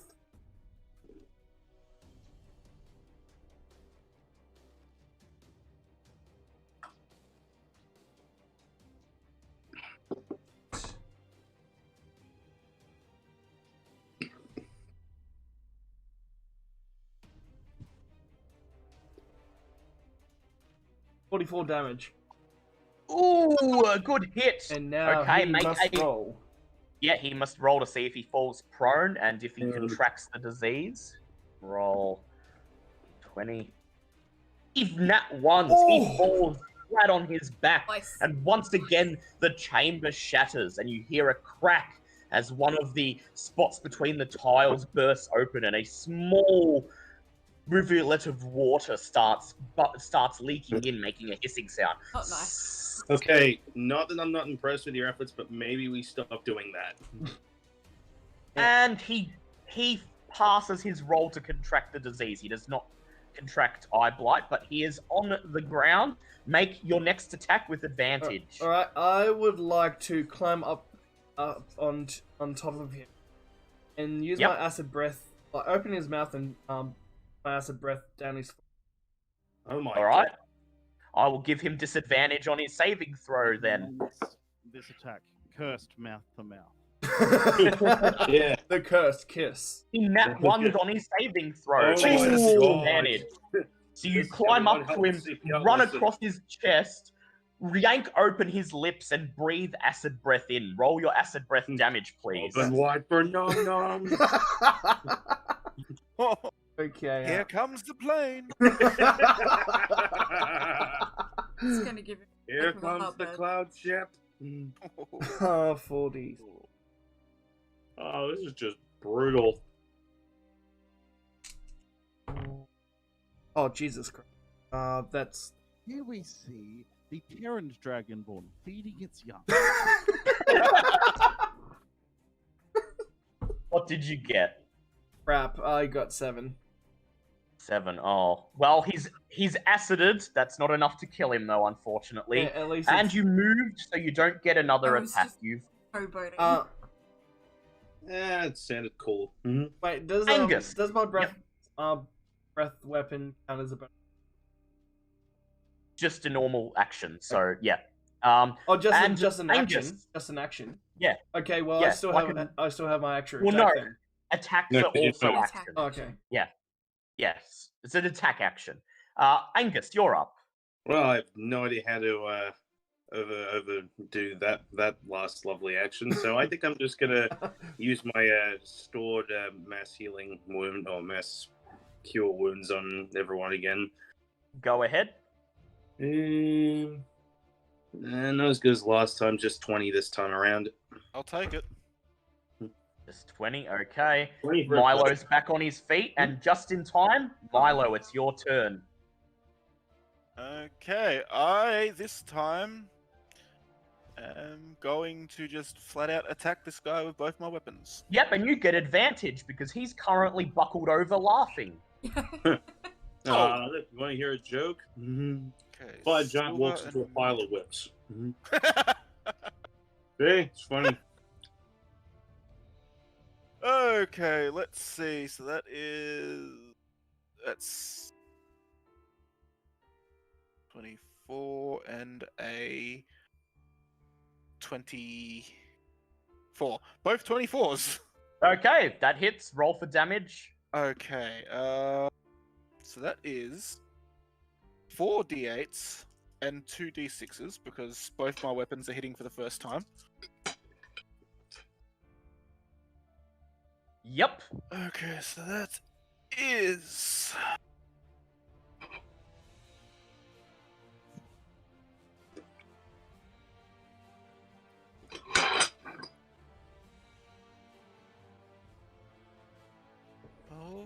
17, 20, 23, 24. So that's 24 physical and poison and necrotic. And then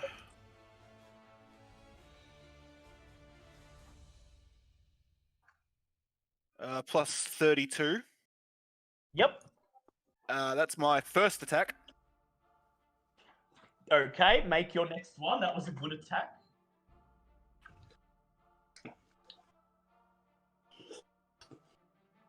Okay, so that one needs to roll again.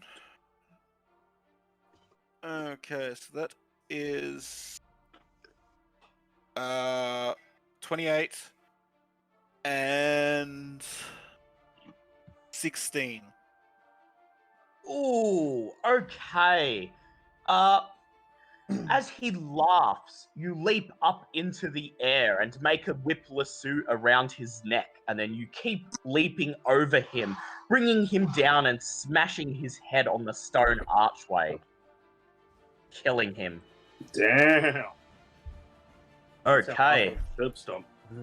it's the enemy's turn. Sarissa's throne must recharge, so she just hovers in the air and surveys the battle. Uther makes a swing at the prone storm giant, Oh, and yeah. he hits, dealing 33 points of damage, nearly killing him. Hey, The storm giant's turn. He uses his first action to do you climb take to his acid feet. damage? Yes, he does. I'm about to roll for Excellent. that. Sorry, I'm just. Takes 2 points of acid damage. Then he climbs to his feet. His lungs And start with- evaporating. And then, Oh, God. gasping for breath, he raises his sword and swings at Nargle. They said. And he hits. Shit. Nargle, you take... let's see. 15 points of damage. Hey. And now it's, Reaver's turn. Gonna shoot him. Go ahead. I just remembered that I had that fucking scroll, which would have been really good to use. Staggering Smite. Oh, yeah. But I did use Reaver's poison this time, so I am remembering some things. No, definitely worked. Yeah, definitely helped. Definitely helped a lot.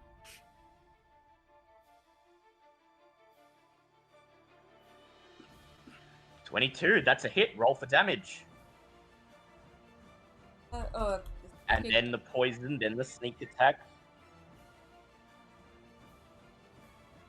This is gonna hurt.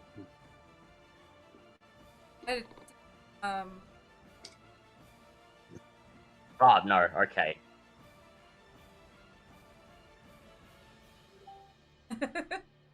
And I thank you for that. That's okay.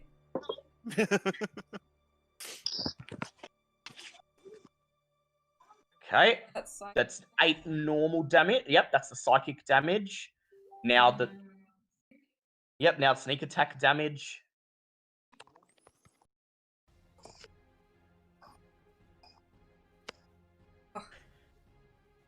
He opens his mouth and begins coughing up bits of acid and phlegm that Nargle spit in his mouth.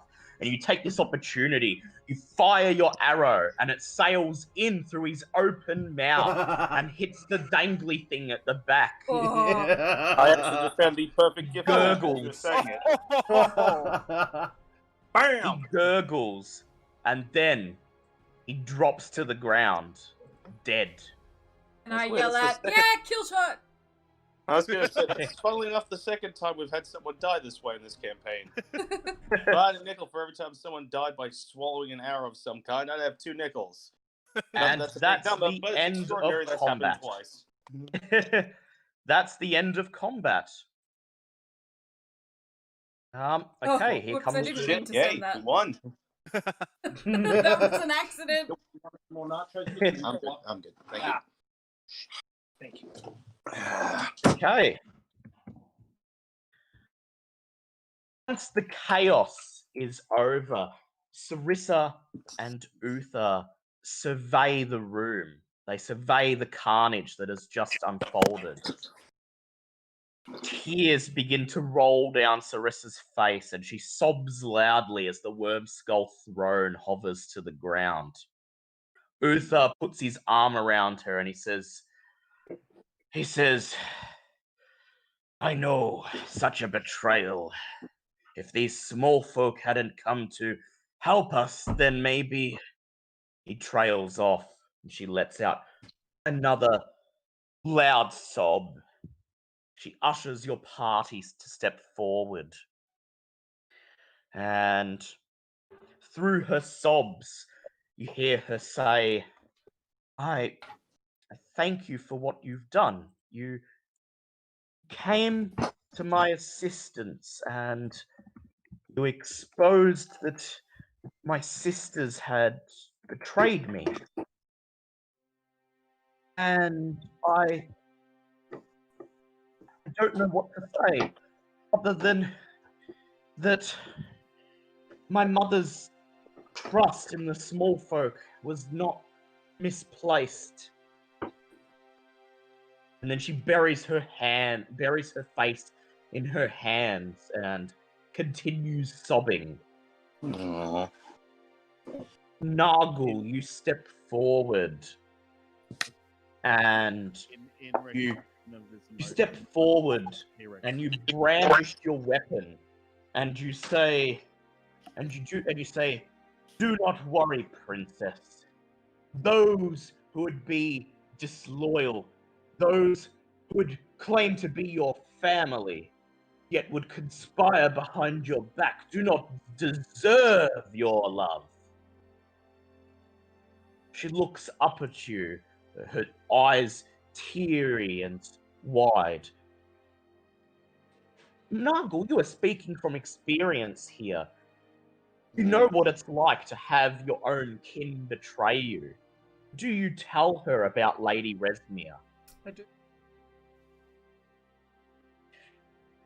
Walk closer to her and you climb up onto the armrest of the worm skull throne and place your arm on her shoulder and you tell her of the things you've seen, of Harshnag's death, of meeting your own mother and having her try to kill you, of having to strike her down. And as you do this on the verge of tears, you can catch Hazaron's voice in its hilt saying, yes, he killed her and he's not as good as a swordsman as she used to be. And then you clamp your hands over the hilt and he says,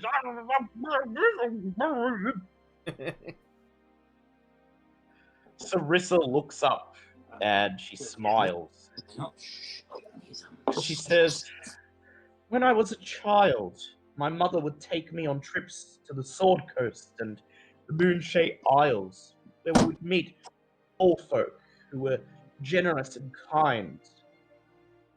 I believe that small folk and giants can learn to coexist peacefully, even though others, she looks at Uthor, would have me believe otherwise, even my own father.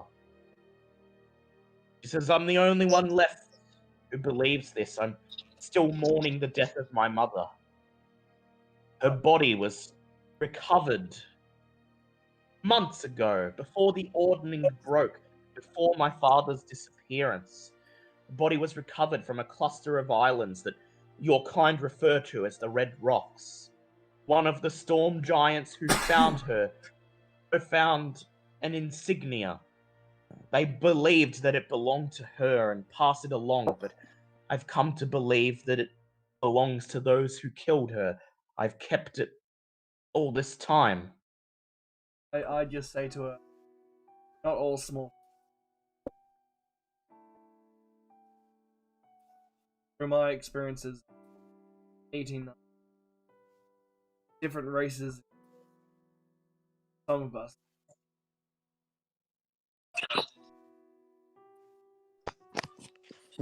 She smiles at you and she says, it is nice that small folk, some at least, feel this way. I feel that we should not be against each other.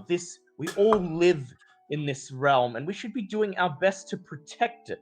She bows her head and says, looks at the empty throne where Imrith sat, and she says, especially against those like her who would see it brought under the control and destruction of a demon. She fingers the amulet on her neck, and she looks past you at Bartleby.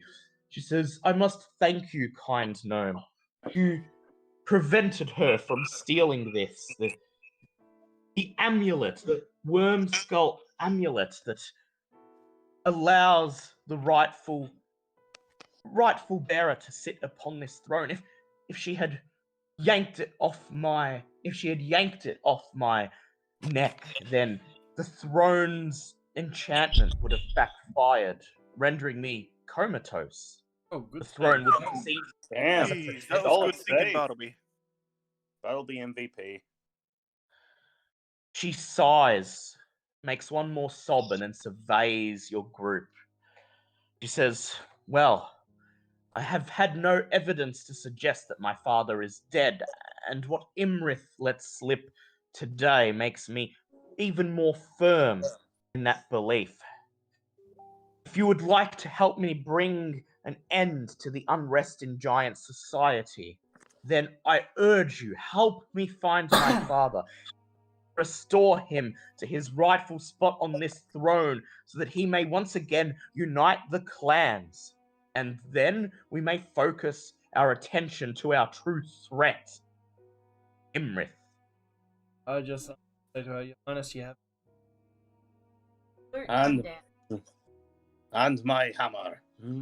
Would you say that Imrith my is the bow. greater evil here? Aye, about as good as it gets. And my wand.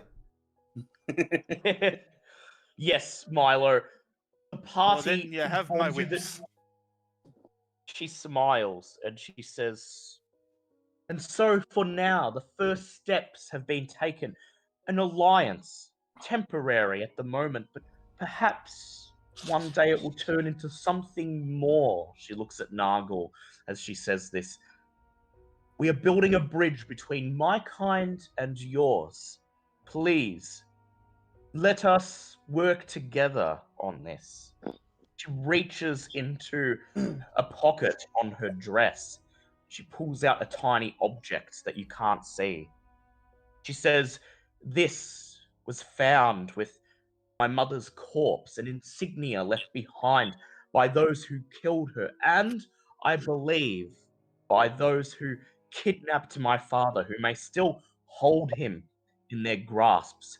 I've been studying it for months, nearly a year, and yet, as of yet, I've found nothing.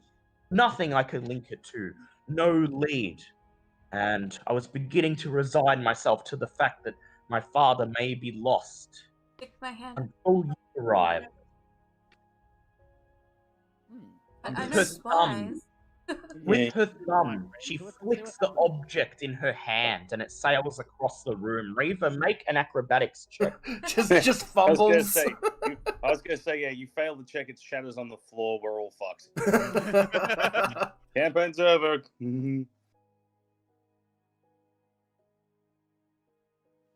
Hey. Yeah, I don't think we need to worry. Yeah. You No. leap forward off the amphitheater and snatch the object as it sails through the air. Once you catch it, you clasp it in your hands, and then you climb down the giant-sized stairs and make your way to the party. With them all leaning over your shoulder, you hold your hand aloft and you reveal the object within. It is a small circular wooden coin with the image of a golden goose carved into it. Wait, have we seen this before? Is this the boat I that we have went seen on? this before. Yeah, that's the bloody boat. Oh yeah! Holy crap! Gambling boat. Yeah. Wow. Never knew that would come back. And with that, our session ends today. Dun, Get a dun, nice dun. long rest in the guest quarters of Maelstrom, and you were given leave to enter and return to Maelstrom as you wish and stay in the quarters at any time using Zolto's Conch of Teleportation. Unfortunately, the next day you awake to some bad news. That during the night, both Mirren and Nim disappeared from their towers. Witnesses say that they saw the two sisters fleeing from Maelstrom astride 2 killer whales. They were unable to capture them, and their Oh my location remains unknown. However, you can't help but feel that they plan to make good on their vow to get payback. So you'll have to be prepared. God damn. Yes, you can in next session. Yeah. So you've been given a golden goose, one of the coins used to gamble on the casino riverboat in the city of Yatar, which will obviously be your next lead to follow. Hey, you gonna say hi to Sally again? In fact, as you retire that night with the coin in plain view, you remember the interrogation with the casino employee just before you entered the Aboleth's domain, what you forced her to divulge before her spirit departed to the other realm, where she recounted a tale of a storm giant chained to the bottom of the hull of a great ship, prisoner of a mysterious group known only as the Kraken Society. Aww. So next session, you will be returning to Yata, infiltrating that casino boat once again, and trying to pick up the trail that will lead you to this so-called Kraken Society, to their base of operations, and to where, presumably, they have Storm King Hecaton held captive. Oh, hey, I could probably make the guest list this time since I'm an appointed knight. Yes. And you'll get to speak to your wife, yes, And Riva. everyone will be there going, "Where's Vector?" Actually, yeah, Oh, that's a shit. thing. So, Oh my god, you that have means some he's my rewards. Oh, wait, rewards. First of all, for exposing the plot that Sarissa's sisters had against her, she offers you 2 objects from the Storm Giant's treasury. A collection of hundreds of relics and magical artifacts salvaged from ships on the ocean floor, taken by the hulking crabs. And she lets you have 2 of the most valuable. So, I would like 2 of you to roll D100s. Well, I think Bartleby's definitely earned one. That was my plan. Yeah, Bartleby's definitely earned this one. You seriously, absolutely knocked it out of the park with that. That's a 19. Oh, where the hell? 19. Yeah, who's I've taking got it? it. I was gonna say, yeah, you definitely That pulled your is weight. 35. No, Okay. sorry, 53. Sorry. Oh. 53. See, 19 is a... Ooh, lovely, lovely indeed. Oh. Okay, Bartleby, you're going to like this. Interesting. It is a spell scroll, and you are easily able to identify it, and you are filled with glee, as this is a scroll of Delayed Blast Fireball. Oh, God. Oh, no. No, that's... A 7th level spell. Okay, Oh, lovely. who's rolling the next one? Liam already rolled it. 53. You roll a Yep. 53? Yeah, 53. 3. Okay, let's see what that gets you on the table. 53 is going to give you... Let's see, I'm just going to get the correct table. Is it on this one? 53. What am I looking for? Table E, that's the one. 5E treasure tables. Have a look what you get. 53. Ooh. What's the magic item tables? I can't find. Hang on, I got to flick to a page in my DM guide here. Just forgotten. Because I closed it and then I lost where I was up to. Here we go, magic item tables. Okay, so you got 53. So that is going to get you. Ooh, I think you're going to like this very much. Because it is a potion which you have seen before. A potion of invulnerability. Oh my god. Okay. Oh dear. Yes! Yes! I mean, That's what I we will need. gladly accept that. Yes. Bartleby, you gain 1 point of inspiration. Woo! And all of you level up to 10th level. Well, not me, not me. Level up to. You He's still technically 10th level. yeah, Yeah, just well, you gonna level up go with- to barbarian level 8, but you're still a 10th Yep. level character. Lovely. double digits. I don't suppose we have access to treasures and loot in the other rooms. Unfortunately, you do not. In fact, Sarissa cheekily informs you that she's very glad that you didn't attempt to plunder the palace before you made yourselves known, as it would have soured her uncle's opinion and first impression of you greatly, and would have made your task significantly harder. Nope. Well, for shits and giggles, Wait, what were wait. the items that the crabs will keep? Okay, so the item that the crabs had, which you could actually get from them because the storm giants don't actually. 1 Hey, second, they sorry, don't give a doorbell. shit. Can we get back down and grab that shit? If they don't care. Would you like to? Let's If not they don't skip care. on our gracious host. Oh my god. Guys. Guys? Yeah. Yep. At 10th level, I just remembered why I was excited to play Cleric. 10th level, I unlock Divine Intervention. Oh yeah, you roll a D100, and if you get like a 1, or Yeah, I still have a 100, 1 in 100 chance. I thought it was like 10 or something. So the Let's check that one. I don't care. Summon God. the crabs, if you are interested in getting their item, have an item on table G, which is the valuable table, the table your 2 items that you just got came from. You could Sorry, what was that? What persuade were the items? Missy! from table G, on the same table as the items you just got. So, a decent item. Oh. I can't tell you what it is, but you can ask Sarissa for a favor. Inform her that the crabs have been pilfering magic items, and that. Yeah, run them out. Yep. All right. I'd Is- like you to make a charisma check, please. I can do that. Wait, what's Tom saying?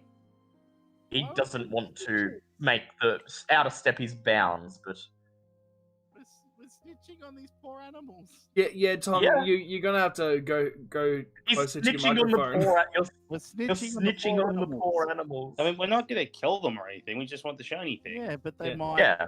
Shiny. They can Turned get into more. soup. They can. Yeah, they can. That is. It was a charisma, wasn't it? Yep. Yeah, just. Unfortunately, that. Can I use the inspiration point? Yes, you can. Thank you. Oh, God. Oh, that's a 20. A nat 20 right there. 20. Oh, my God. Went from a 6 to a Sarissa nat 20. smiles. Sarissa smiles and she says, "Oh, those cheeky crabs. They'll take anything for their nests very well." 2 storm giants are dispatched that day, and they retrieve all of the magic items that have been taken by the giant crabs. And most of the items are returned to the storm giant treasury. However, they do let you have one of the items that the crabs were hoarding. Go ahead if you like.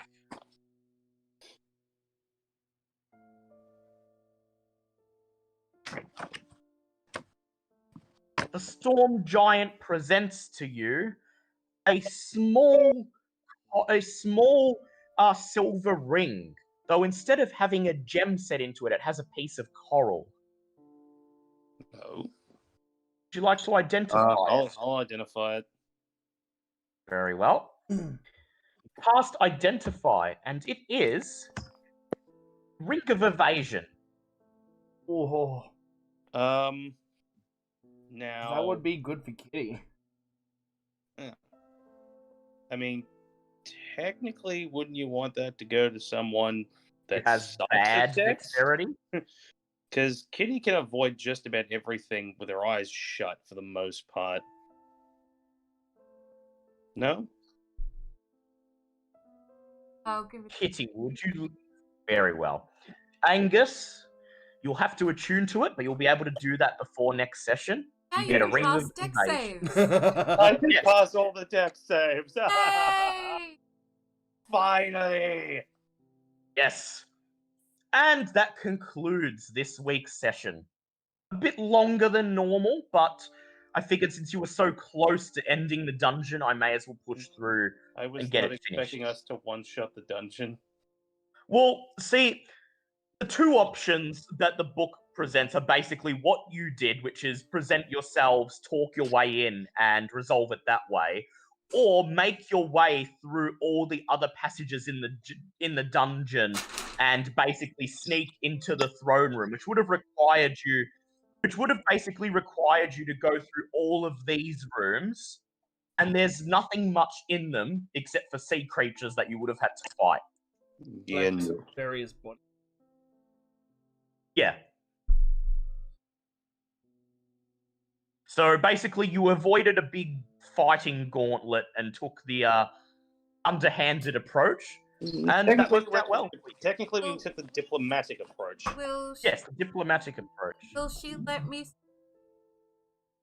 Captain, there be whales. And a little bit of magic. You find out that there were indeed 3 whales. A whale as a pet belonging to each sister. However, only Sarissa's now remains within Maelstrom. Can I ride her whale? If you You're could see not the trained face on to her. do so. However, when she takes you to her bedroom to show you the whale, it leaps out of the pool of water and the front of its body lands on the marbled floor and it sings to you for its food. I hug it and I go, I love you so much. And I give See, it it sort treats. of does. This is You, nice. you grab a fish from a nearby bucket and put it in its mouth, and it sort of goes like half purrs. How you doing? I love it. Wow, I wish I could speak whale. Ah, yes. Next time we return to the Fellowship, Bartleby, you may have a go at getting that made. Sure. I will spare no Good expense. choice. Yep, Bartleby's got an item he wants to get made, but I won't tell you what it is. Oh, okay. Fair enough. I've in Next time chat. you return to the I shall Fellowship, continue you- living in eternal fear then. I've in chat just Yes. said, this is not a moose, guys. No, the whale is not a moose. Oh my god, is it the weird moose creature mashup thing? No. No, Oh, God. that thing's in the Call of Cthulhu campaign. That thing's still not showing up for I think another. That thing's not showing up until episode 9 of the campaign. That whale thing. I go, I love you, you're a precious baby. And now he's my best friend. Now he's Yeah, your friend. can't even hear you, Tom. You're like barely Yeah, a you whisper, are- and I've got you turned up full. Look, it's just I've been fiddling around with some of the audio Yeah. things, so I'll have it sorted for next time. It's Yeah, well, really- that's okay. We're done for this week because we don't have Call of Cthulhu tomorrow. We're doing that for everyone in chat who is not aware. I have decided to make Call of Cthulhu Fridays every second week from now on because the campaign I'm running at the moment is literally the first one they ever wrote for the game, and the text is not been updated to a modern standard at all. So it just requires a little bit more work from me in terms of fleshing things out and making connective tissue for all the episodes. So I'm giving myself a week off after every session. But we will be back tomorrow with. We Hank will Hill be plays back Resident tomorrow when Evil. I'll be streaming, Resident Evil again. Not you, Hank. Yeah, Hank Hill will be playing Resident Evil. That's right, Hank Hill and friends. Yep. So episode 6 of our Call of Cthulhu campaign will not be this week. It'll be next week. And for the record, this campaign has 10 episodes, so we're more than halfway through now. Oh, and we should probably just confirm. Should do Resident Evil early on in the. Yeah. Yeah. Like what's up, 5:30 or 6:30 or something. I'm thinking 5:30. Yeah, 5:30. All right, that works for me. I'll see how I go. But you can always come. When. True. True. Yep. But thank you everyone for joining us this week, and we hope to see you tomorrow and next week for some more D&D and for episode 6 of Shadows of Yog-Sothoth. Till then, dude. I'll be back. Yeah, dude. Say bye. Bye. Bye. And there you have it, another successful episode of Dungeons & Dragons, where Reva has now a new best friend and your best friend. Hey, baby. Hey, baby. So, sorry. I would like to thank everyone once again for joining me on Twitch and YouTube. Thank you, Jumanji, for that lovely 5-person raid earlier today. That was greatly appreciated.